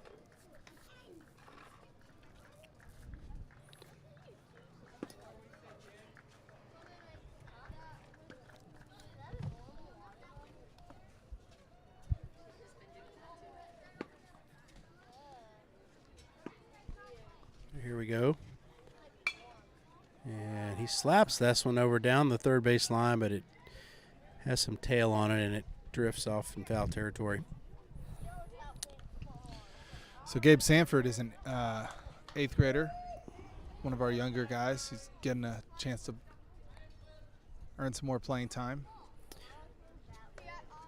I've been a part of helping coach him in practices over the last couple of years. Really just great young man, really respectful, loves to play baseball. He has an older brother that played for Thunder. I don't know if you knew that, Brandon, but No, he played with Josh Booth back in that era of Thunder baseball some years ago, and apparently was a really good player.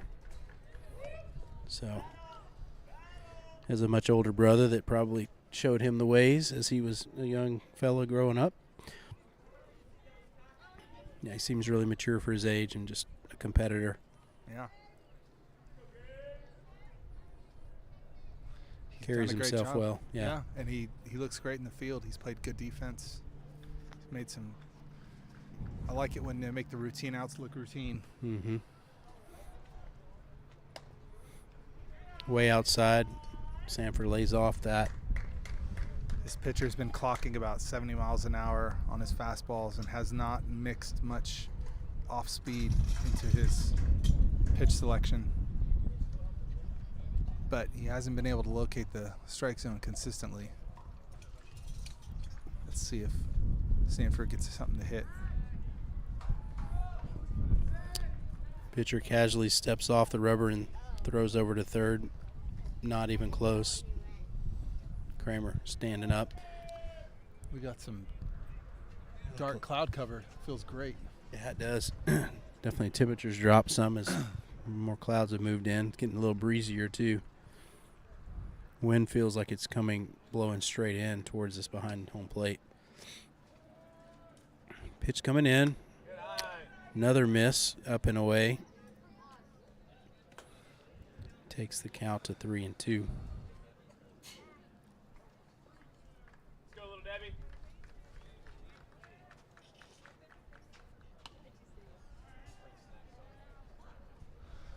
Oh, yeah. I think my son told me that Gabe Sanford's nickname is Snacks. Oh. Great cut. Comes up empty. Oh, he had an idea of doing some damage on that swing, but didn't connect. That's strike 3. And that's the first out of the inning. It's been seems like a long inning. Let's go 1-5. Yeah, I heard one of the coaches just called him Little Debbie. The wind is picking up, and it's starting to blow some of our canopies around. This ball gets by the catcher, and Kramer's alert, and he comes home, scores another run for us, another important run. And he gets the cowboy hat. And yeah, I think they're being way too generous with the cowboy hat. They got to up the standard. Yeah. Well, it's a new thing. Just they started today. They're still working out the bugs in the program. That's right. And I hope no one has lice because that thing's getting passed around on a lot of Gosh. heads. And they're pretty. Let's not sweaty. think about that.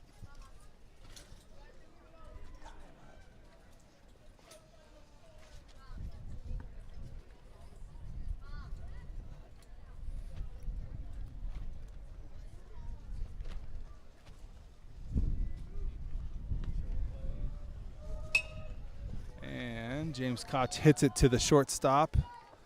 And the shortstop is able to make the play at first. Yeah, but we get another run out of it. We do get Jake another run. Brown Jake comes Brown in and scores. So now we're up to a score of 12-2. With the top of our lineup now, Sefton Copa stepping to the plate. Now the coach wants to come and talk to the pitcher.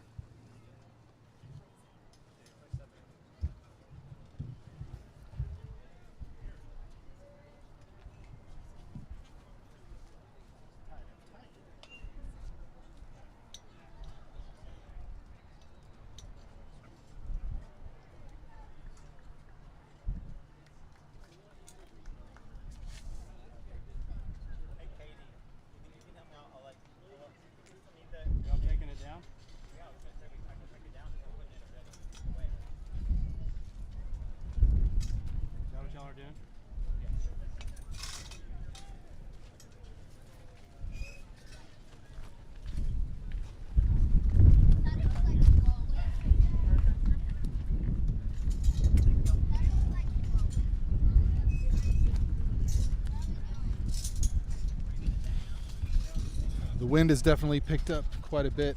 We're pulling down all the canopies that were so needed because the sun was beating down on us. But Seth Tinkopa turns on an inside fastball and just hits it right down the third base line for a single and drives in yet another run. So the score is now 13-2 with 2 outs. Lucas Lavender stepping to the plate. Watch your fingers. All right, let's go, Lucas.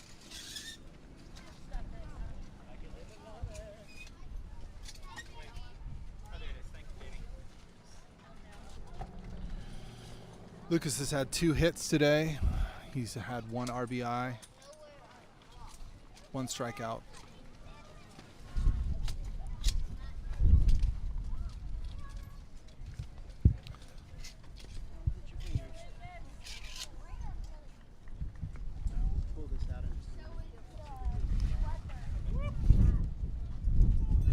And Seth Tinkopa takes off for second, steal a base, and it looks like the second baseman can't handle the throw from the catcher, and Seth will advance to third on that pass ball. So 2 outs, counts 1-0 to Lucas Lavender with Seth Tinkopa on third base. Jackson Cavazos is on deck.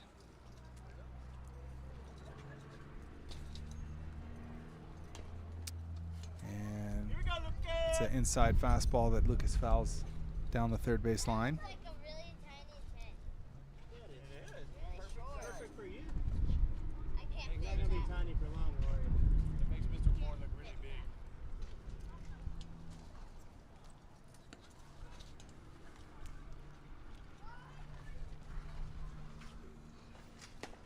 And he comes inside again.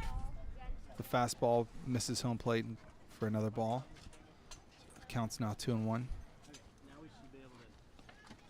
We're still in the bottom of the 4th inning.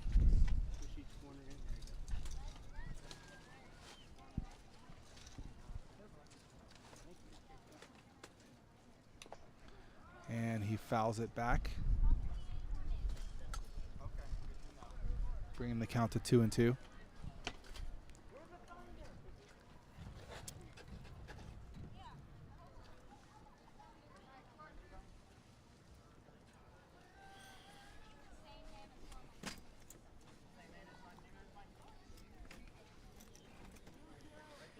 I think we're going to have to disinfect the cowboy hat after every game. Because by the end of the tournament, with all these sweaty heads, it's going to be a nasty. Oh. Lucas takes a fastball outside for a strike. And I'm sure the Spartans are relieved to get out of the 5-run inning. Yeah, that's our 2nd inning in a row where we put 5 on the board. And most of it with 2 outs, I think. Yeah. But that's 13-2 is our score. We are home team. Definitely plenty of time left, so there'll be some more baseball to play. Seems like Drew Moore's going to stay on the mound for us. Try to keep pumping strikes and chomping up innings and keeping the other pitchers fresh. He's thrown 74 pitches through 4 innings. He struck out 3, walked 1. He's only given up 2 runs on 5 hits. He's faced 19 batters. What, 1 walk today? Just 1 walk, which 3rd of the year? yeah, it's 3rd of the year.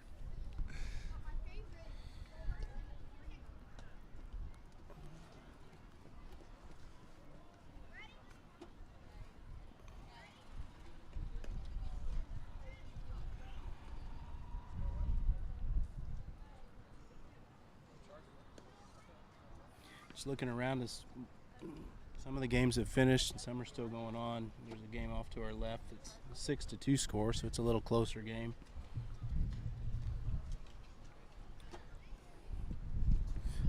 For those that are interested in kind of following the overall bracket and how the tournament plays out, the website for the Homeschool World Series is hwsa.net.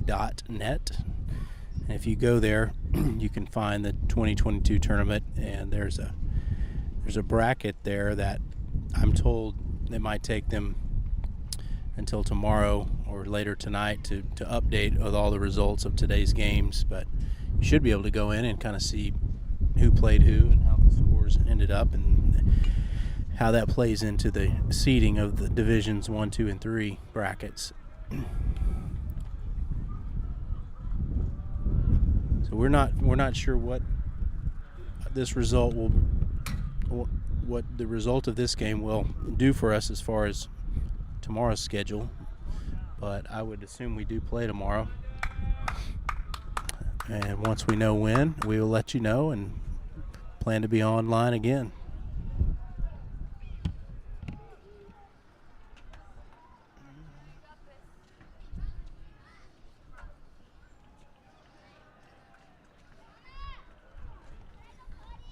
All right, warm-ups are done. Let me update the scoreboard here. We're in the top of the 5th inning now.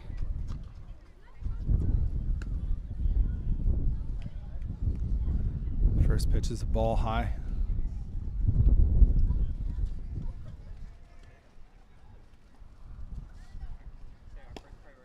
And second pitch is a strike.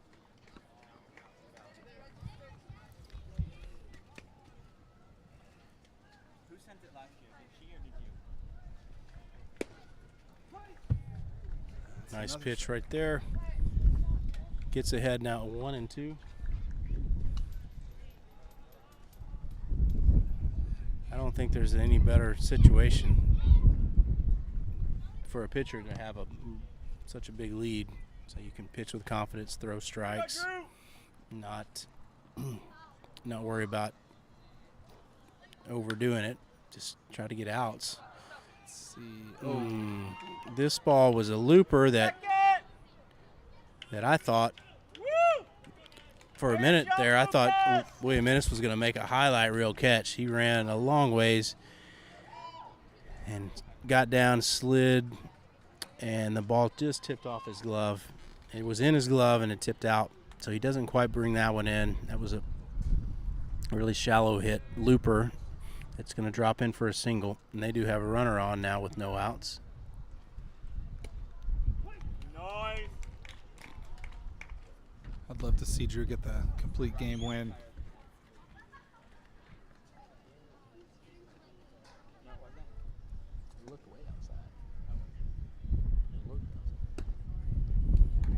Nice pitch there.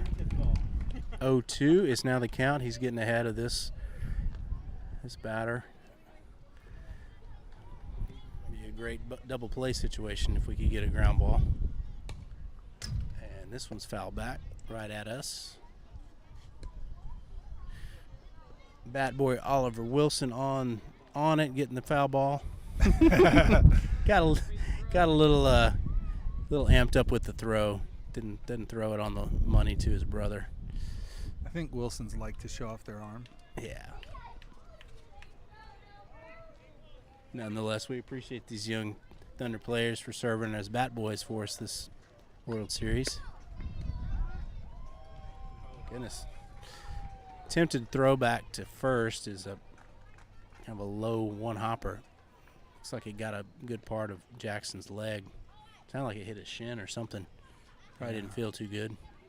But he's able to keep it near him so that the runner doesn't take second.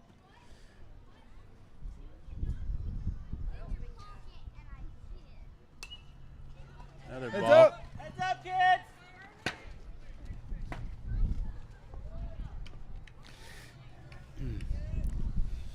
I'm wearing a batting helmet tomorrow. Another ball hit, fouled right above us, passed behind our heads. Misses low right there.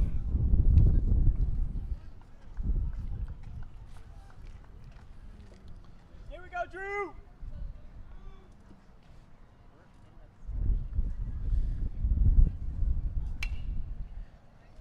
That ball was hit pretty sharply on the ground.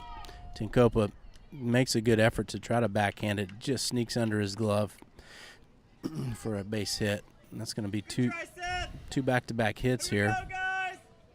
Runners on first and second, still no outs. And I felt a drop. Yeah. I've got a towel to cover our laptop, so we can try to keep going.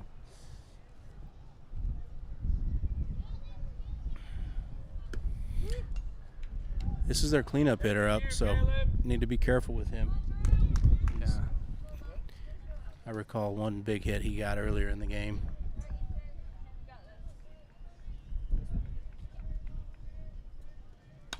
Okay, ball on the ground to Lavender. Oh, it gets under his glove. That could have been a double play. That's tough. Oh, yeah. Oh. And the dugout. That's a run.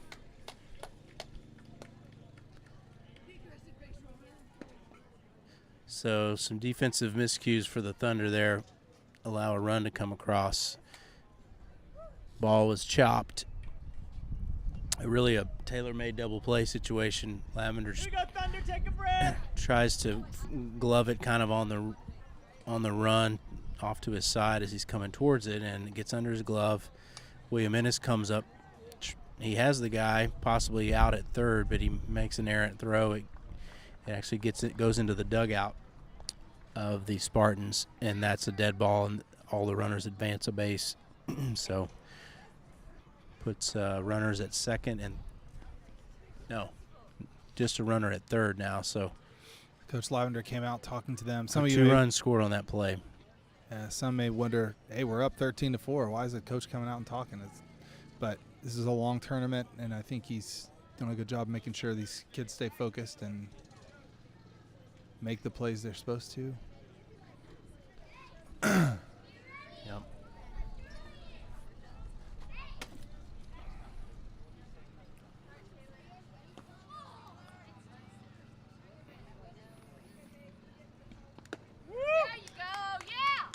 And batter chases a high fastball for a swing strike.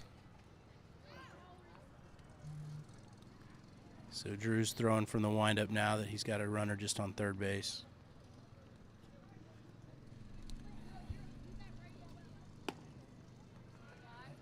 Leaves that one outside. Evens it at 1-1.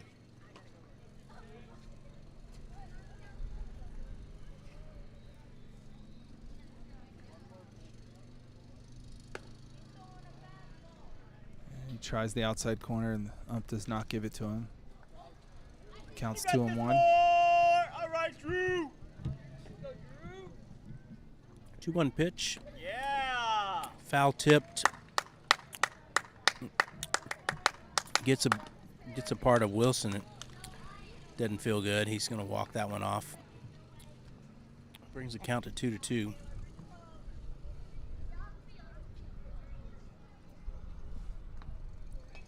Wyatt likes the Yuli Gurriel pocket outside style. Just another fairly weakly hit ball, but I mean, got to give it to him. They're finding the holes. He kind of drops that one in shallow right field over the second baseman's head, and they bring another run in. So still no outs. Runner at first base. That's a strike. The Spartans have scored 3 runs this inning.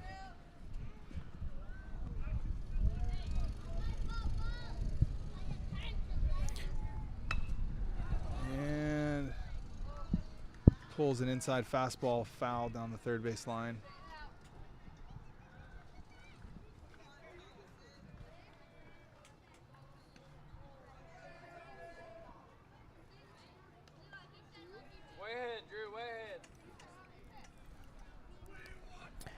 Yeah, that ball goes all the way back down to the left field corner.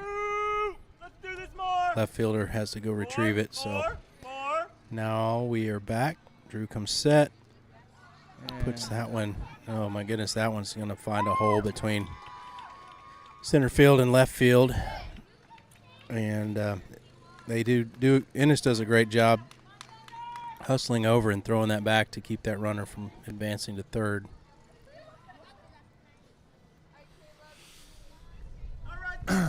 So, Here we go. still no outs. This is the time to bear down, buckle down, and get back to business here. 3 runs have already come across.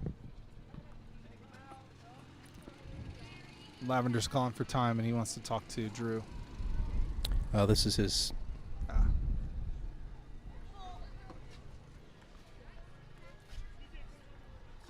Looks like he's going to switch. Going to make a pitching change. Switch Moore and Lavender.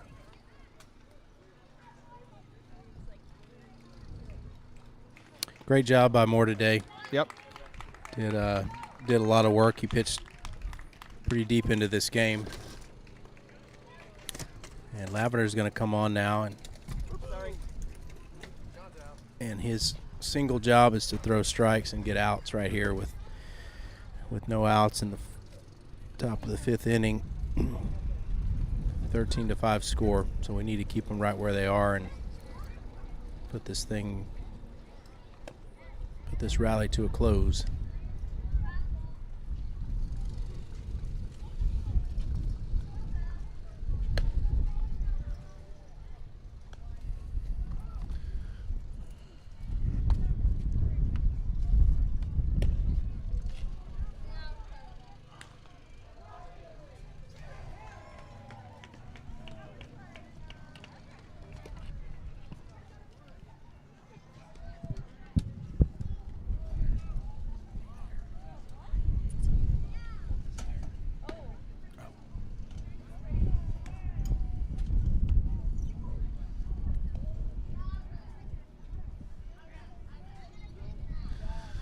So Lucas has thrown his warm-up pitches, and batter steps in the box. He starts out with runners at first and second with no outs.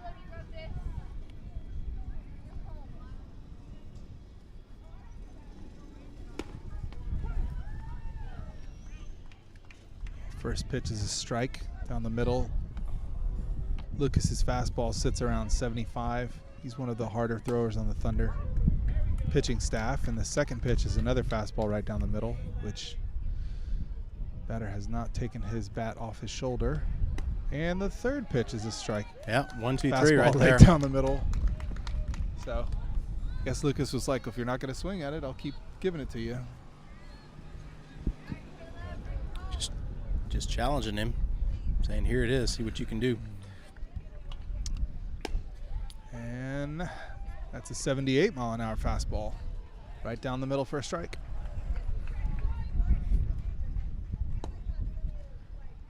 That one's 80 miles per hour. You can probably tell I'm having fun with this new gadget. And the fact that Lucas throws hard. That's fouled back, so counts at 1 and 2.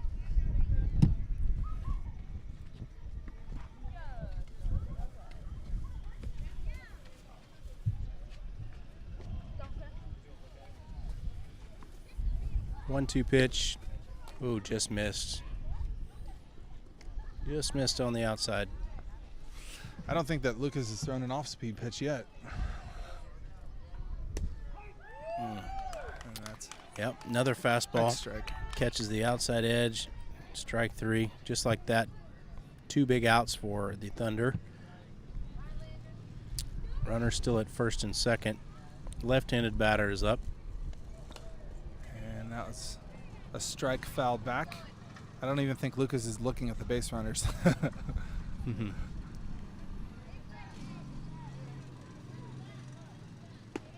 And another strike. All fastballs. And we're beginning to feel more and more little raindrops on us. And a third strike, swinging strike, to end the inning. So Lucas Lavender steps to the plate and strikes out 3 players in a row. And that looks like that will be the end of the game. It looks like they're lining up to shake hands. Jared Mcdonald is wearing the cowboy hat.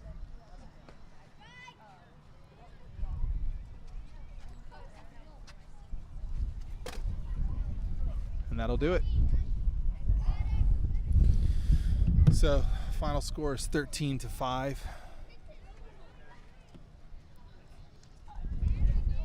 Drew Moore threw 4 innings, and Lucas Lavender pitched 1 inning. Thunder pitching staff had 6 strikeouts, gave up 5 earned runs, and we scored 13 runs on 11 hits. And yeah, teams are shaking hands out on the field right now, and definitely a nice bounce back win after a tough first game for us. That puts us at 1-1, our record here at the World Series. And once we know more about what tomorrow looks like, we will get word out. You can go to Thunder's website, and there's also a link there to get you more info. But we're getting some rain that's quickly falling on us. We're gonna cut this thing off here and kind of get our equipment out of the weather. We want to thank everybody again for your support and listening in this afternoon. Final score 13-5, and we are going to sign off. Roll Thunder, and we'll talk to you tomorrow. Roll Thunder.